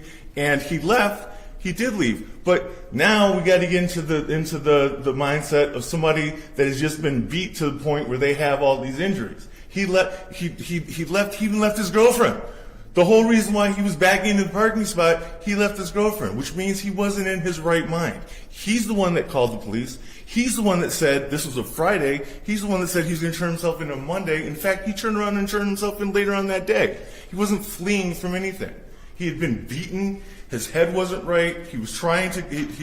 There's a million explanations, and none of them are that he was trying to run from justice. Who knows what he was thinking, and who knows where how clear he was thinking. And then the people say, well, just opening the door can't be a crime. Well, you know what? That's what happens when people get carjacked. The door gets flung open. So the fact that there's been nothing to show that my client had broken any laws at all, and was in fact sitting in his car when the complainant came to the car, opened the door, and pulled him out.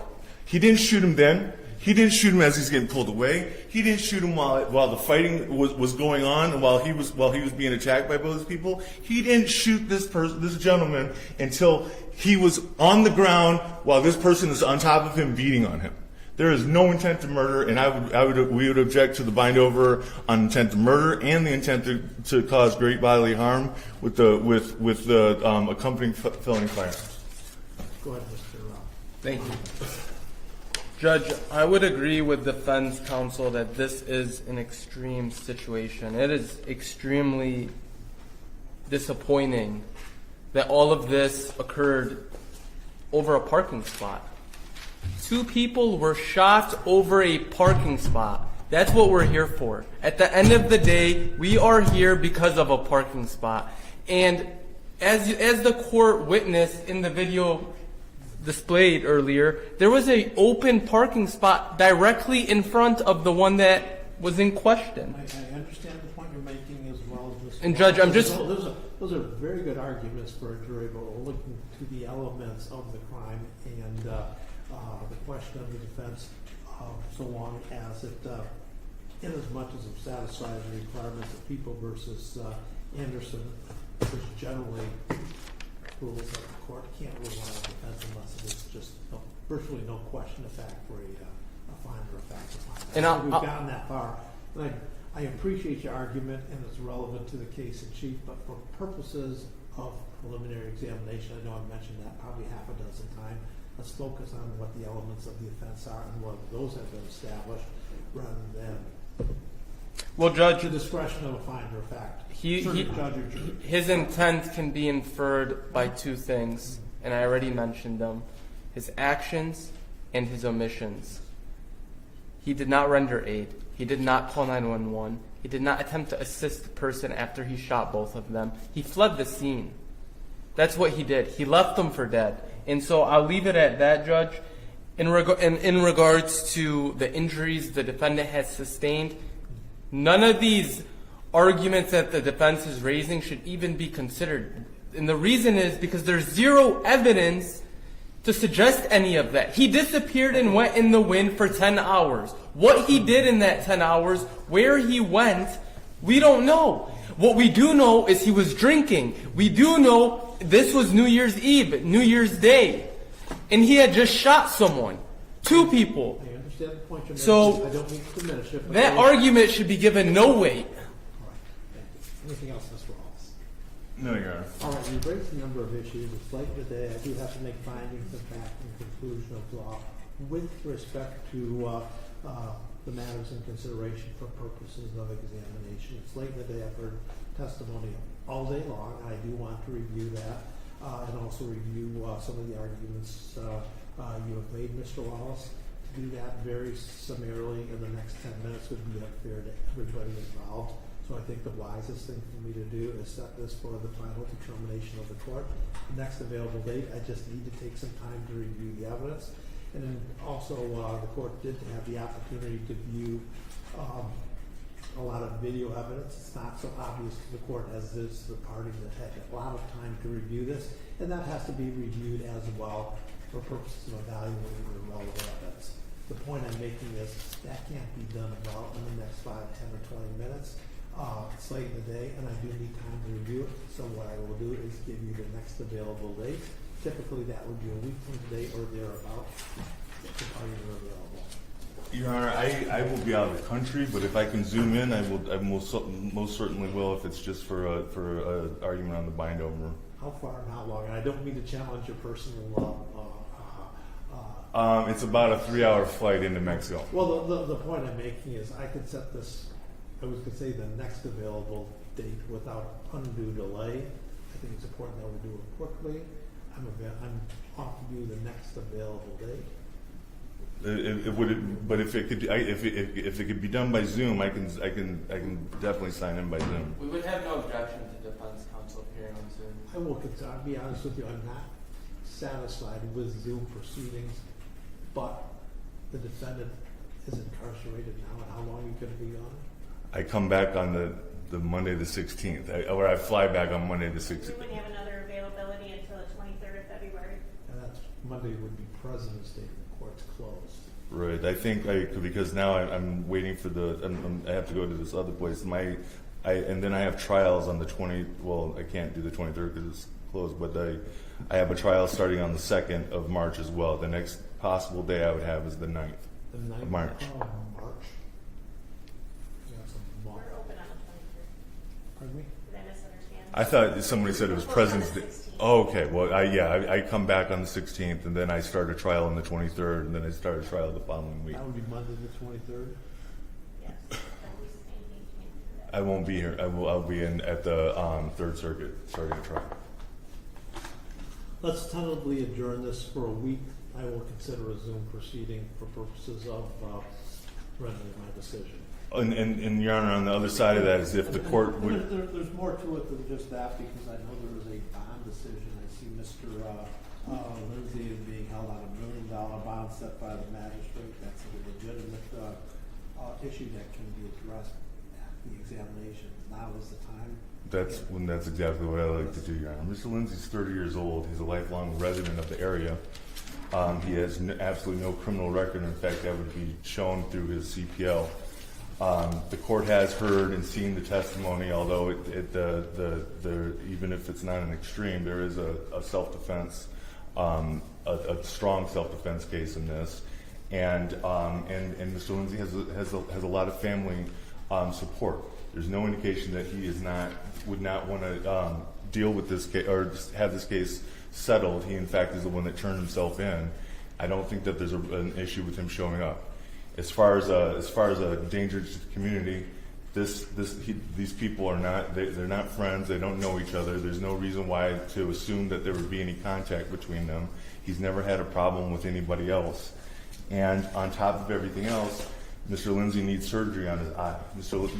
Lindsay needs the bump on his forehead medically treated.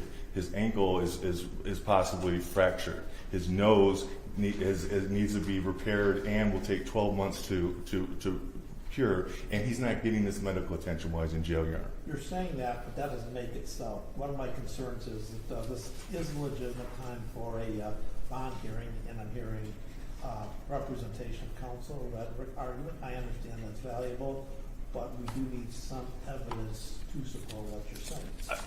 I understand that. Was there a DSU report done? I have a DSU report that just refers to my concern with the DSU is a very objective determination of the bond. I see it's recommending a $400,000 bond that takes into consideration, excuse me very much. I do apologize for that, counsel. But in this day and age, no regular secretaries, I bring myself up. And I do apologize for that. But the point of the matter is you're making certain representations of fact with respect to Mr. Lindsay. I distracted myself. But I do have the DSU report that deals with the charges and Mr. Lindsay's consideration. One of my concerns are what they do not consider is other factors. And one of my concerns for purposes of setting bond is a condition of the other victim here, that would be Dennis Jason. We've heard that he was shot in the head. There are representations made as to his condition. The court was presented with 4 pictures of the defendant. Nothing was ever made of them at the examination. I accept as a matter of general fact that, again, they were gunshot victims and they were severely hurt. But for purposes of setting bond, again, I have a constitutional mandate that I set a reasonable cash bond on certain situations. I can withhold bond on certain other situations, such as homicide. We have one of the 2 co-defendants in the hospital with a gunshot wound to his head. This could very well morph into a homicide matter in a short period of time. I don't know. I don't have any information about that other than the fact that it exists. And again, for purposes of setting bond, I think that is a consideration that one of the victims of an attempted murder may turn into a murder victim in a very short period of time. Once again, I'm repeating myself. I put an allusion to it. I cannot help but see the possibility there, but nobody's addressed that up to now. And once again, the condition standing alone is not an element on the assault with intent to commit murder, but for purposes of bond consideration, doesn't very much an issue that weighs heavily in the mind of the court. I'm making that statement, Mr. Muhammad. Do we know anything about Mr. Dennis Kiwin? I'm looking because he's known by Dennis and Jason, yes. Yes, so Judge, that would be my concern as well, that this could turn into a homicide, which appears it may be. However, it is unclear at this exact moment. What is clear is that the other victim, Mr. Dennis Kiwin, is in critical condition. He is in a induced coma. That's Mr. Dennis. Yes, Dennis Kiwin.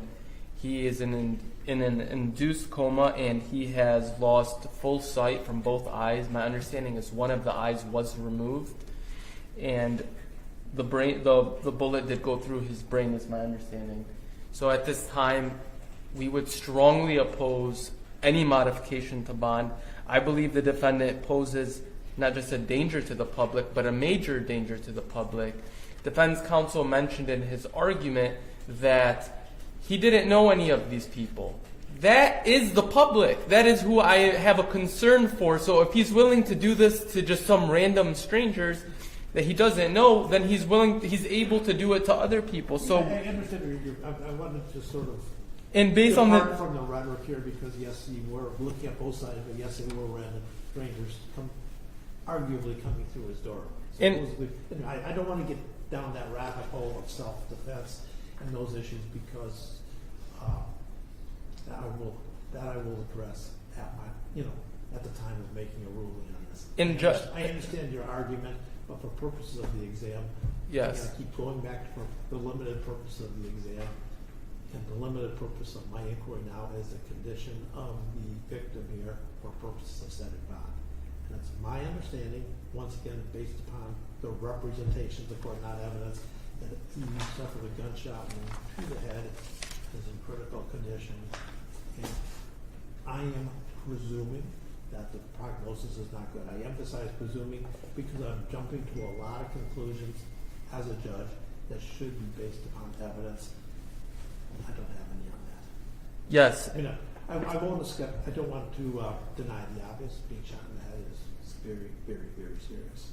yes, and Judge, 2 people were shot, as the court has referenced, and additionally, the people's position would be to object, because I do believe he also poses a flight risk.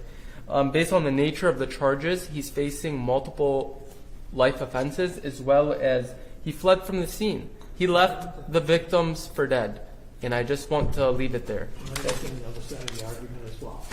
Your Honor, yes, he left and then he turned himself in. He did. And he has no criminal record. He has lifelong connections to the community, and the court, whether or not the court takes it into consideration for the bind over for bond, there is a strong self-defense argument here, and which means that he was very interested in making sure that this case gets resolved. A tether and house arrest, other than the ability to go get the medical attention that he needs, which he does need, and to speak with counsel, would be appropriate. There's no indication that he is a flight risk, because he's the one that turned himself in, even without a warrant. I've heard that numerous times, and I understand the argument. I'm not diminishing it. I understand the argument. And Judge, I'll be very brief, and our position is we strongly disagree with the defense's position that they have a strong self-defense claim. I didn't hear any testimony from any witnesses as to self-defense and his injuries specifically, so we strongly oppose that position, just for the record. This is only a preliminary examination. I said that about a half a dozen times. The self-defense claim is something that may be borne out at trial over and above the focus of a preliminary examination. I understand all of that, and that may be taken into consideration for the purposes of setting a bond. Once again, there are other purposes that I may take that into consideration for, but I will address that at the time of my ruling. Okay, thank you. And we will set up the next available date. We'll set it tentatively for Monday. We will consider a Zoom, given the fact that Mr. Lindsay is incarcerated, rather than wait a month, but that may change between now and then based upon the circumstances. But I don't wanna leave the courtroom today without at least a tentative date. Remember, would we do that at 11 o'clock? That would be fine. Thank you. That's fine with everybody else, all right? As long as I can be on Zoom, I don't think there's even a flight that will get me here on time. And, no, I understand that, and I'm trying to accommodate council for those purposes, and if I think that can be done fairly, I will do it. I'm making those decisions now quickly, under limited time and circumstances, and to be blunt, I may change my mind between now and then. Understood. And we would make it the first available date to the parties. Once again, I'm repeating myself, because of the fact that Mr. Lindsay is incarcerated on $1 million bond, I do not want to unduly delay it, if at all avoidable. Right? Thank you. Thank you. So we will give you that date, bond and conditions will continue, Thank you. and we will advise everybody if there are any changes. Thank you. You're welcome.